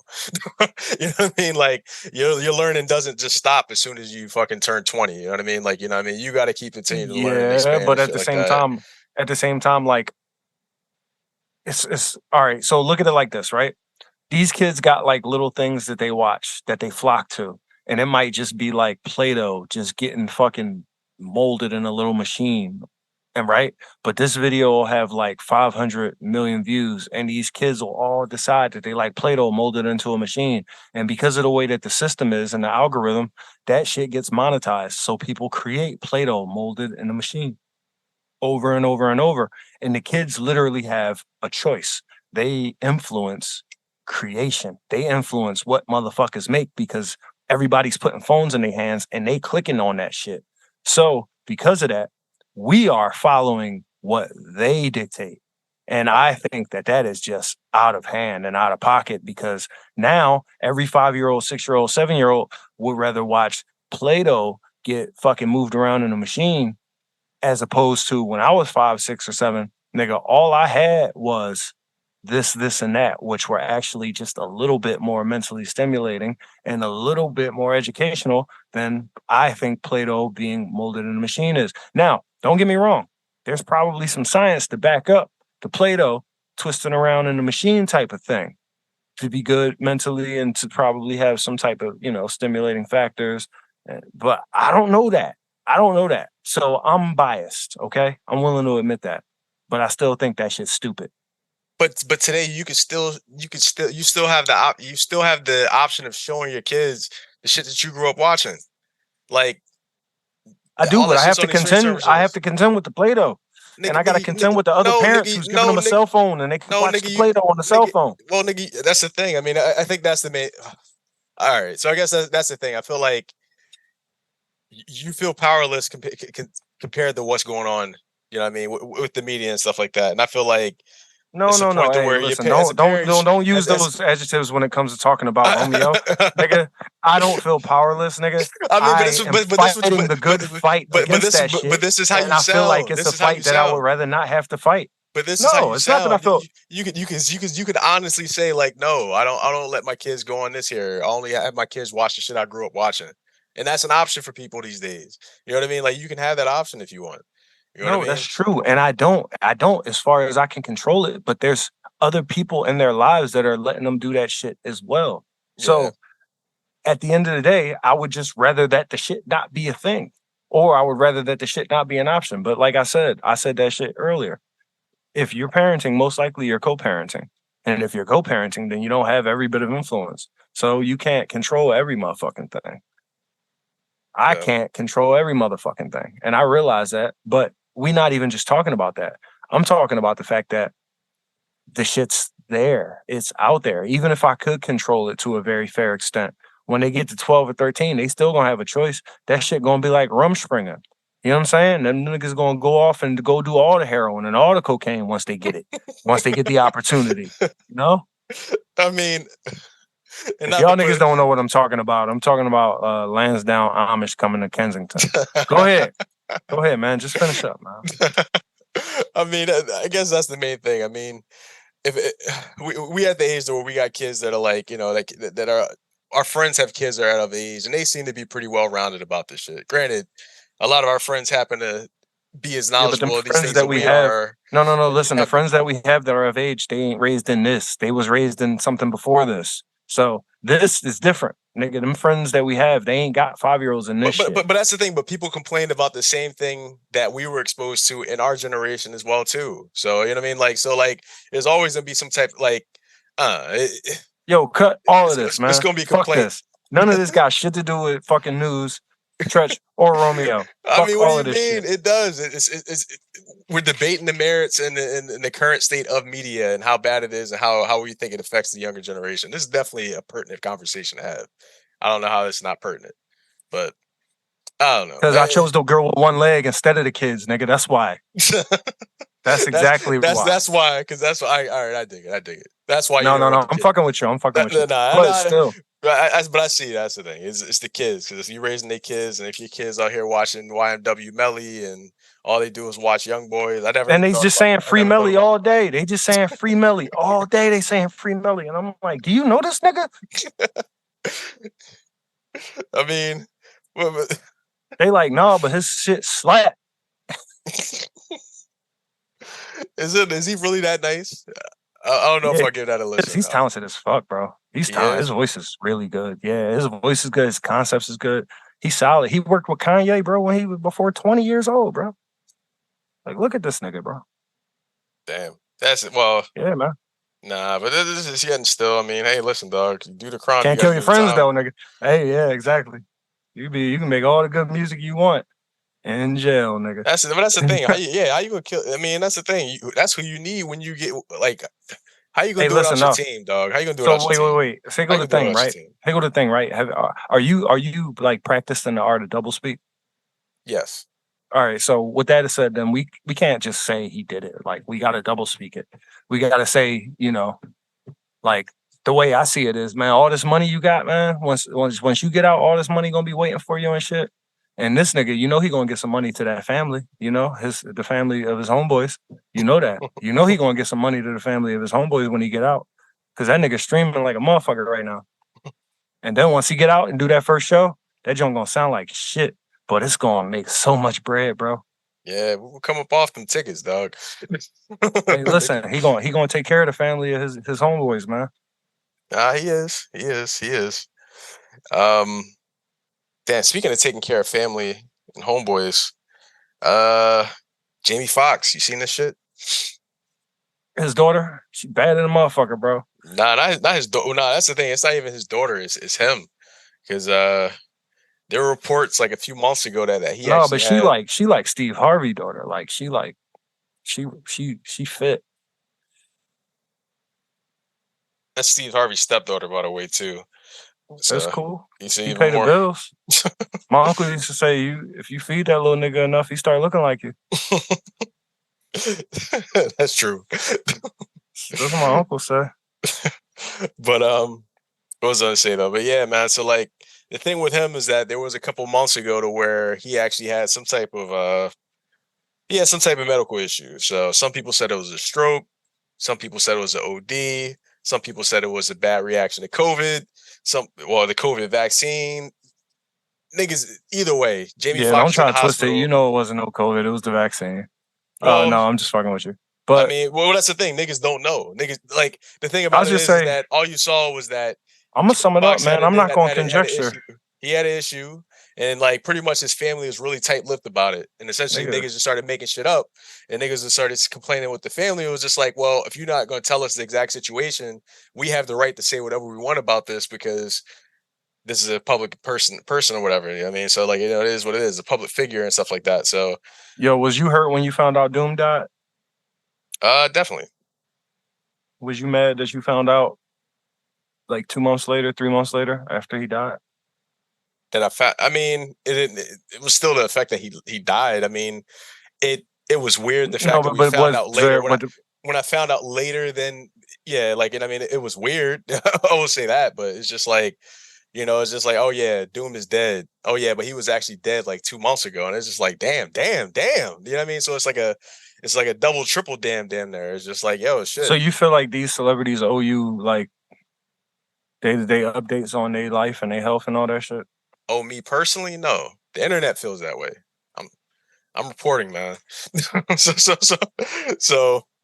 but that's the thing. So it ended up being a big thing. But long story short, he takes a picture last week. They see a video of him in public and shit like that, and niggas already conjecturing like, yo, man, did they get the clone out? That kind of don't look like him.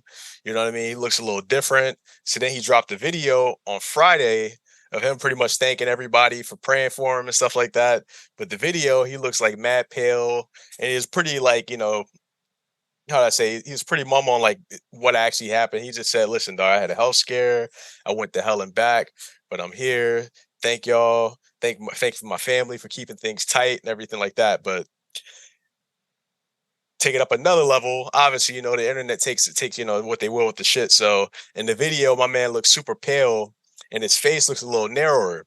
So next thing you know, they niggas start getting on Twitter and start being like, Twitter investigators, and they just like, well, his head was this size and his head was this size. So yo, this y'all got to be a clone. So niggas got into the clone talk, and then Friday night, a movie comes out on Netflix called They Clone Tyrone, which Jamie Foxx is like one of the co-stars in and shit like that. So it's kind of fun. All right, so wait, you got your tinfoil hat on. Is this all the keys to the puzzle right now? Is this all the keys to the puzzle that I need? I mean, my thing is like, I guess the thing is, it's like, all right, you know how they play with the media these days and shit like that. They try to pull niggas in to get niggas activated. So, and this is all just conjecture, folks. You know what I mean? Like, if Jamie Foxx actually had like a legitimate health scare, man, I'm just happy that he's back. He's actually one of my favorite public figure celebrities. You know what I mean? Very talented guy, Renaissance man. My man used to play football. My man sang. My man acted. My man he still does all these things. I'm acting like talking about him in the past tense, unless it's a clone. This situation here, but nah. Nonetheless, man, it's not too far, out of the realm of possibility to where people would actually do a publicity stunt with a health scare just to try to draw attention to somebody, then just to kind of play into everybody's cynicism to actually come out with the media and the marketing for some type of shit, a movie and shit like that. So. And the movie itself is fucking wild. So we got to watch that. Really? Is it like? So you think it's all for the movie, or you think you really did and resurrected as a new Jamie? Nah, I think it's really him. I mean, I look at the video. That'd be a very tough. So what's your synopsis on the whole thing? Like, you think he had a stroke? Yeah, I think he had a stroke. You think it's that simple? You think it's as simple as he had a stroke? I think he either had a stroke. And the movie lined up with the stroke real crazy. Like, stroke. I think he either had a stroke. Or wait. He had a stroke, and there was a trope, and the movie lined up with the timing exactly. That's what you think? You said a stroke and a what? A trope. A trope? Yeah. You just said that shit like inadvertently, but I was like, it fits. It fits. So there was a trope and a stroke with the movie that lined up inadvertently. Maybe. I mean, that's the thing.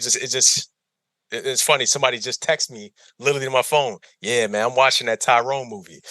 so somebody hit the group chat with that shit. So it did something, man. So I can't quite put my finger on there, but I guess my synopsis would be, he probably did actually have some type of medical event, but there's been rumors about him a couple ways anyway. I mean, niggas is trying to. One of the crazy things that was out there is that niggas was trying to say Diddy did it because he wanted to actually hide some of like their fucking sexual forays and shit like that. so you know what I mean? Like he had info on Diddy, or he had some info on Diddy. So apparently, Diddy's trying to turn into Hillary Clinton on niggas and shit like that. Start getting niggas out of there for that information. So, but the way I see it is like, man, if niggas already know shit, you and I know, everybody knows. So it ain't worth catching nobody over that shit. So plus Diddy just got dropped by Ciroc, so he got dropped. Yeah, he got dropped. How? I thought everybody in the streets thought he owned it. Everybody in the streets thought he owned it, but he let even niggas know that he didn't own it. It was a marketing deal. Shit, the way he was marketing that shit, you would have thought he owned that shit, but nah. He called them out on some racism a couple months back, and they're like, you know what? Yeah, we are racist. We can't fuck with you no more. So bye. All right. Well, since you brought him up, can I play this? Let's see if you can hear it. Yeah, Mr. Lee. Yeah, I love this drink. I like when you like this, Daddy. Daddy, I like when you scrambling and scraping and shit. I like that. I'll be practicing. Wait. Did you hear that? I like that. He said, I like when he said, Daddy, I like when you scrambling and scraping for shit. I like that. Wait. Hold on. Yeah, I love this. I like when you like this, Daddy. Where you put my bag? Daddy, I like when you scrambling and scraping for shit. No. I like that. I'll be practicing. I got Did you see the shit he said afterwards? I like when you like this, Daddy. Where you put my bag? Daddy, I like when you scrambling and scraping. When you scrambling and scraping for shit. Oh wait, this video is super edited. Nah, do you hear what he said to Fab afterwards? He said, "How come we don't party together?" Look back on what I became. Did you miss me though? For real? Because I'm saying it seems like a thing. I miss his birthday party, man. Man, I'm talking about for your birthday. Huh? Why won't you party with me for your birthday, man? we partied for my birthday before. You came to my party. No, but me and you ain't never really party. You know what I'm saying? Yeah. All right. So yeah, my bad. You're gonna have to fix that a little bit, but yeah, Puff man. Puff is you're on that Dwight Howard flow right now. That's what he on right now. Yeah, Puff getting forceful. Puff nearing the end of his run. Puff trying to take what he earned. Take what he earned.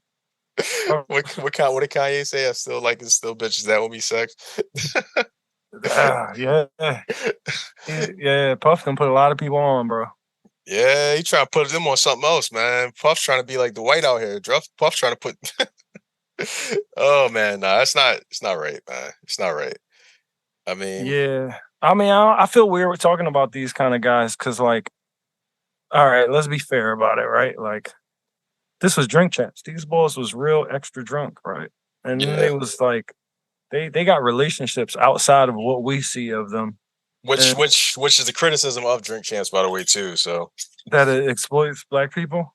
Well, essentially, it's just like, yeah. I mean, somebody put forward is like, yo, these are our leaders and innovators, and like, you know what I mean, our free thinkers in society, and what we do is we get them drunk and high, and nigga, get them to fucking make ass of themselves. First off, bitch ass nigga.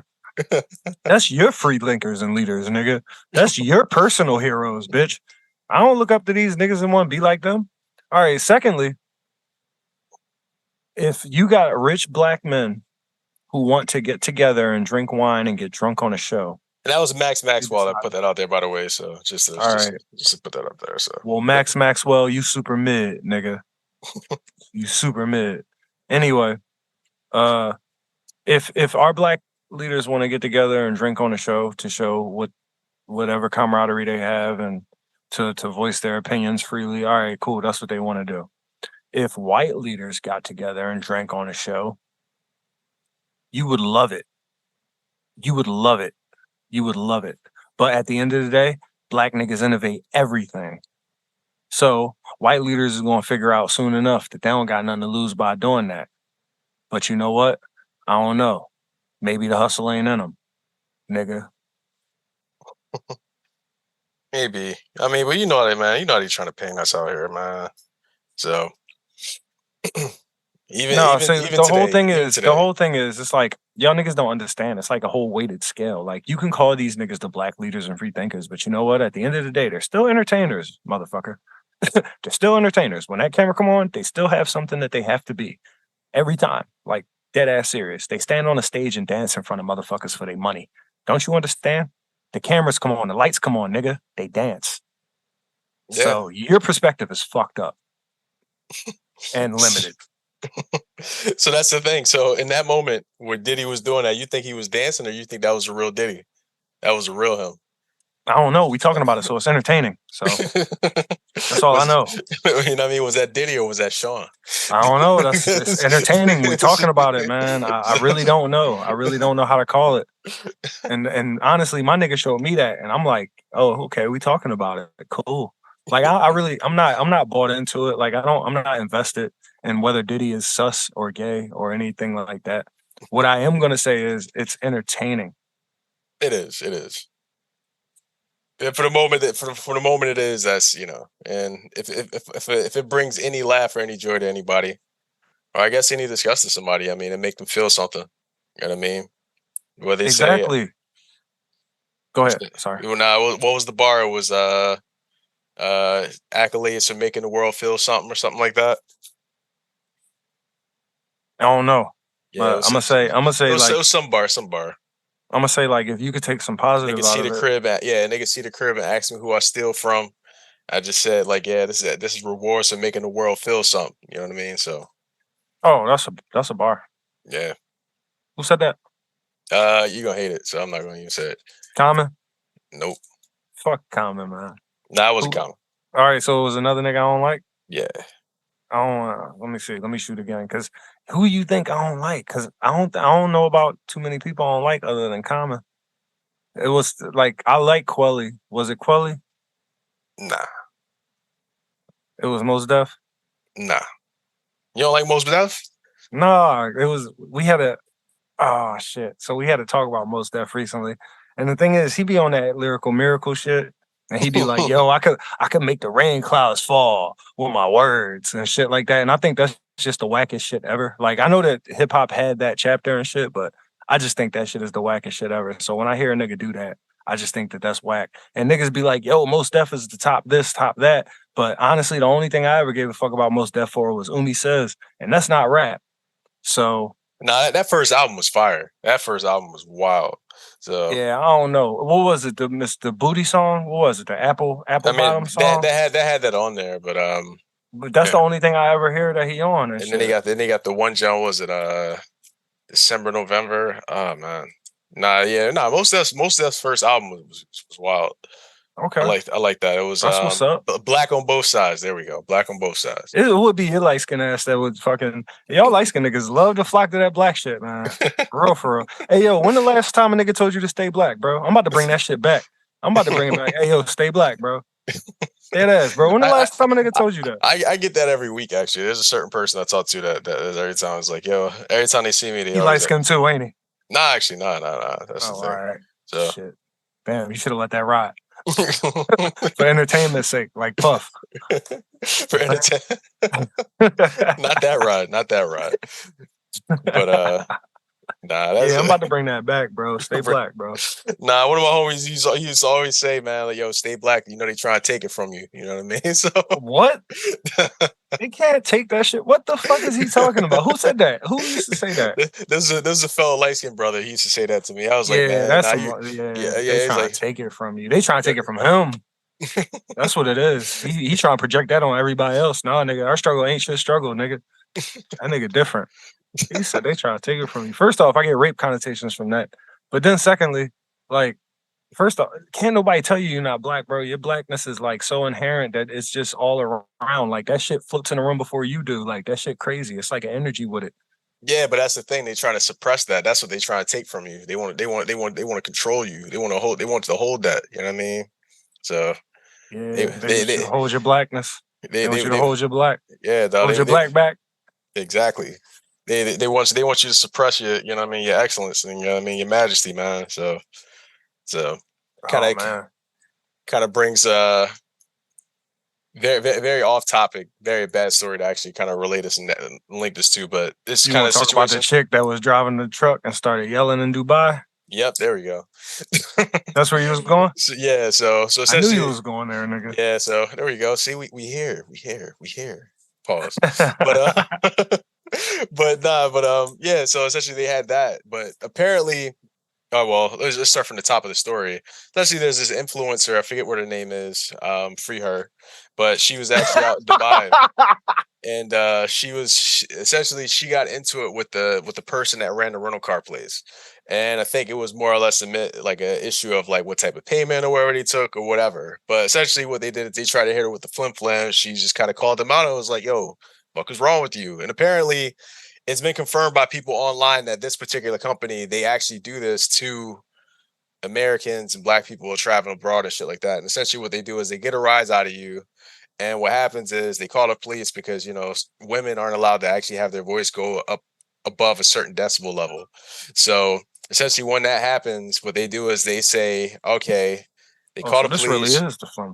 That's the hustle. They do this on a regular basis. So what happens is they call people out there. They get you out. They get you out of your element. They get you. You know what I mean? And then what happened is they pretty much call the police. And what they do is they say, okay, well, if they pay this particular fine and they pay this particular monies to this particular party, they'll drop the charges and you can go free. So essentially, it's just a way to get like $5,000 to $10,000, $10,000 to $20,000 out of people. So essentially, it's just like, oh, nope, you got arrested for doing this. All right, you give us $20,000. All right, we let you go scot-free. What if you ain't got the racks? Then you just out here in Dubai. You out there like fucking. You just getting buried alive in the middle of the desert, like, and niggas is just gonna leave you in the box.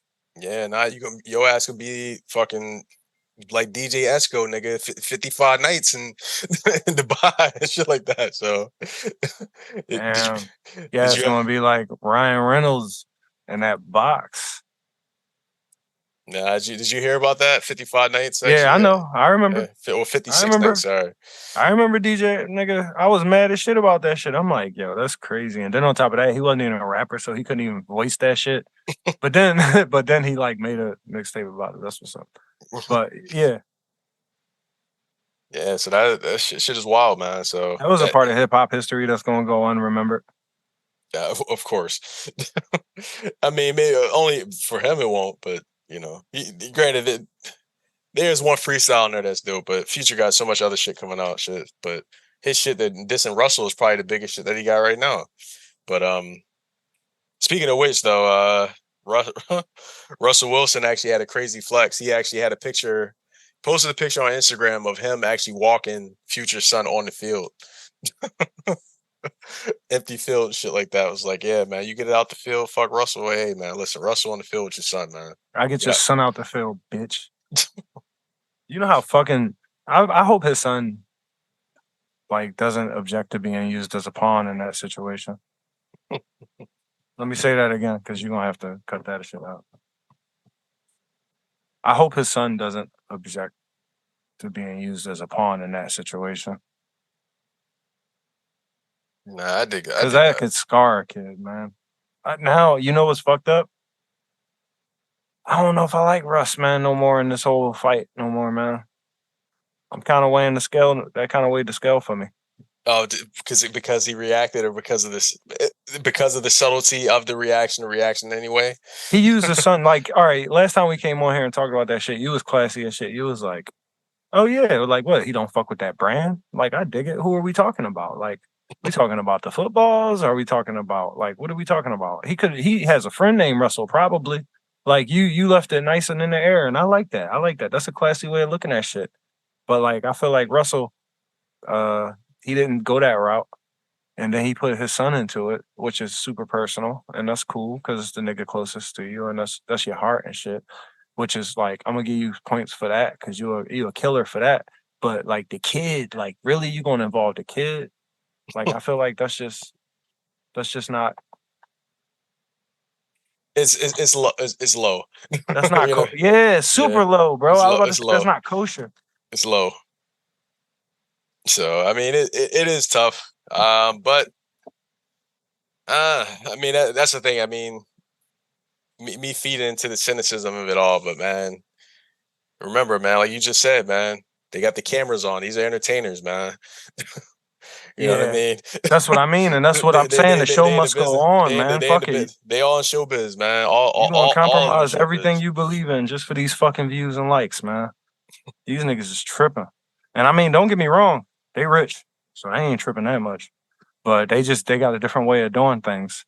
I wasn't raised like that. You know it'd be the worst thing if it's the joke on us to where like family reunions, Russ and Future actually have a very good relationship behind behind the scenes. You know what I mean? They actually talking and hanging out and chilling and kicking it and shit like that. But publicly, they do shit like this. Like, damn, dog.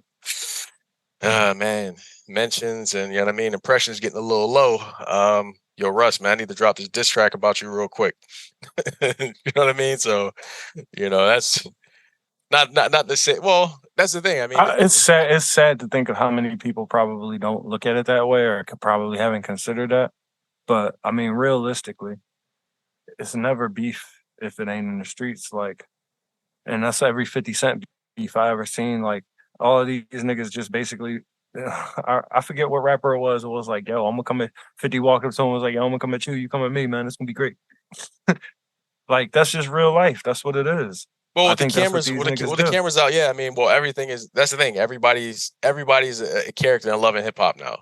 Everybody is reality. Like it's all literally reality TV at this point now. You know what I mean? So it's just the cameras on, everything's on, and niggas is performing. And it just depends on who gets the script, when they get the script, how they And gonna the make it. funny part about it is, like, even though we just said what we just said, that shit ain't really nothing has been disrespectful so far, if you think about it. Nothing has been disrespectful at all.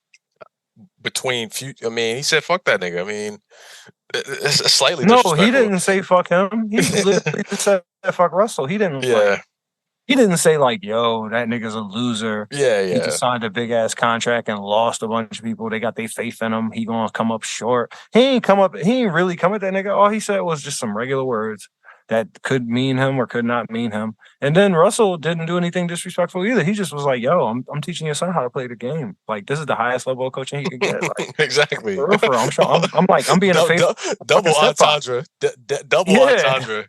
I'm showing how to play the game on a higher level. Yeah. Like, You don't even have to use your words. this is the ultimate step pop move right here. Like, shit. You know So what I mean? yeah, I don't think any of that's disrespectful. It's like back, love. Step back, step pop right out here and shit like that. You know Yeah, what I mean? like, So yo, I'm gonna say fuck you real quick next week. I'm gonna get you popping. All right. Yeah. Ain't shit. Yo, it's cool. I'm gonna take young little Future out on the field. That's cool. Hell yeah. Instagram that shit. Send me the picture first. Got you. yeah. See, and the funny thing is, look at how this is being reported. Future reignites Russell Wilson feud with new diss song. Future appears to diss ex-fiance Sierra's husband. Future ignites beef on wax. Future's ex-fiance rapper Future once called out Future renews beef. You know what I mean? Like it's just Yo, it sounds like a bunch of white niggas wrote all them headlines, bro. Future appears to bash Russell Wilson. Future's F-bomb on Russell Wilson has fans fearing? Matter of fact, it sounds like ChatGPT wrote all of those headlines. Yo, it's crazy, yo. Future's F-bomb for Russell Wilson has fans fearing for $240 million Broncos QB as Sierra B spills over. Niggas are what? All of that? We yeah. fearing $240 million QB as Russell, as Sierra's something few spills over? We really fearing for that? I mean, take that as you may. This is from sportskita.com. So they ain't shit. They don't even know what they're doing. So they going for it right now. They going for the title. They don't even know what they're doing. Yeah, I mean, Bleacher Report, even then, Future appears to shade Russell Wilson. So it's just, you know what I mean? So it's just that's subtle. I like that. But the fact that they're reporting it is still very not subtle. But it's cool. They go and report it. You got to talk about it. You got to talk about we talking about it. We talked about it last week. Yeah, I'm mad we gave this much time to it. But I do like the perspective that we had it, which is, hey man, they probably cool. They probably kicking it. Yeah, they mentioned, you know what I mean? So they're probably like, yo, I ain't got to pop not one more day in my life. Both of these niggas pop enough for me. Now my young boy gonna be popping. He gonna be popping fresh out of high school. Exactly. And that, man, don't let him play. And don't got to do shit. Nah, fuck that. Can't let him play. He don't got to do shit. He gonna just be a fucking heir to everything, like, and nothing all at the same time. Like this nigga is gonna be fucking. He gonna be like one of them Simmons kids. Yeah, go ahead. He's gonna be one of them Simmons kids and shit. Like he gonna grow up. Niggas gonna be like, damn, who is he? Oh, I don't know. He like another Kardashian or something. And niggas just gonna watch his show, and niggas gonna be listening to his music and buying his sneakers and shit.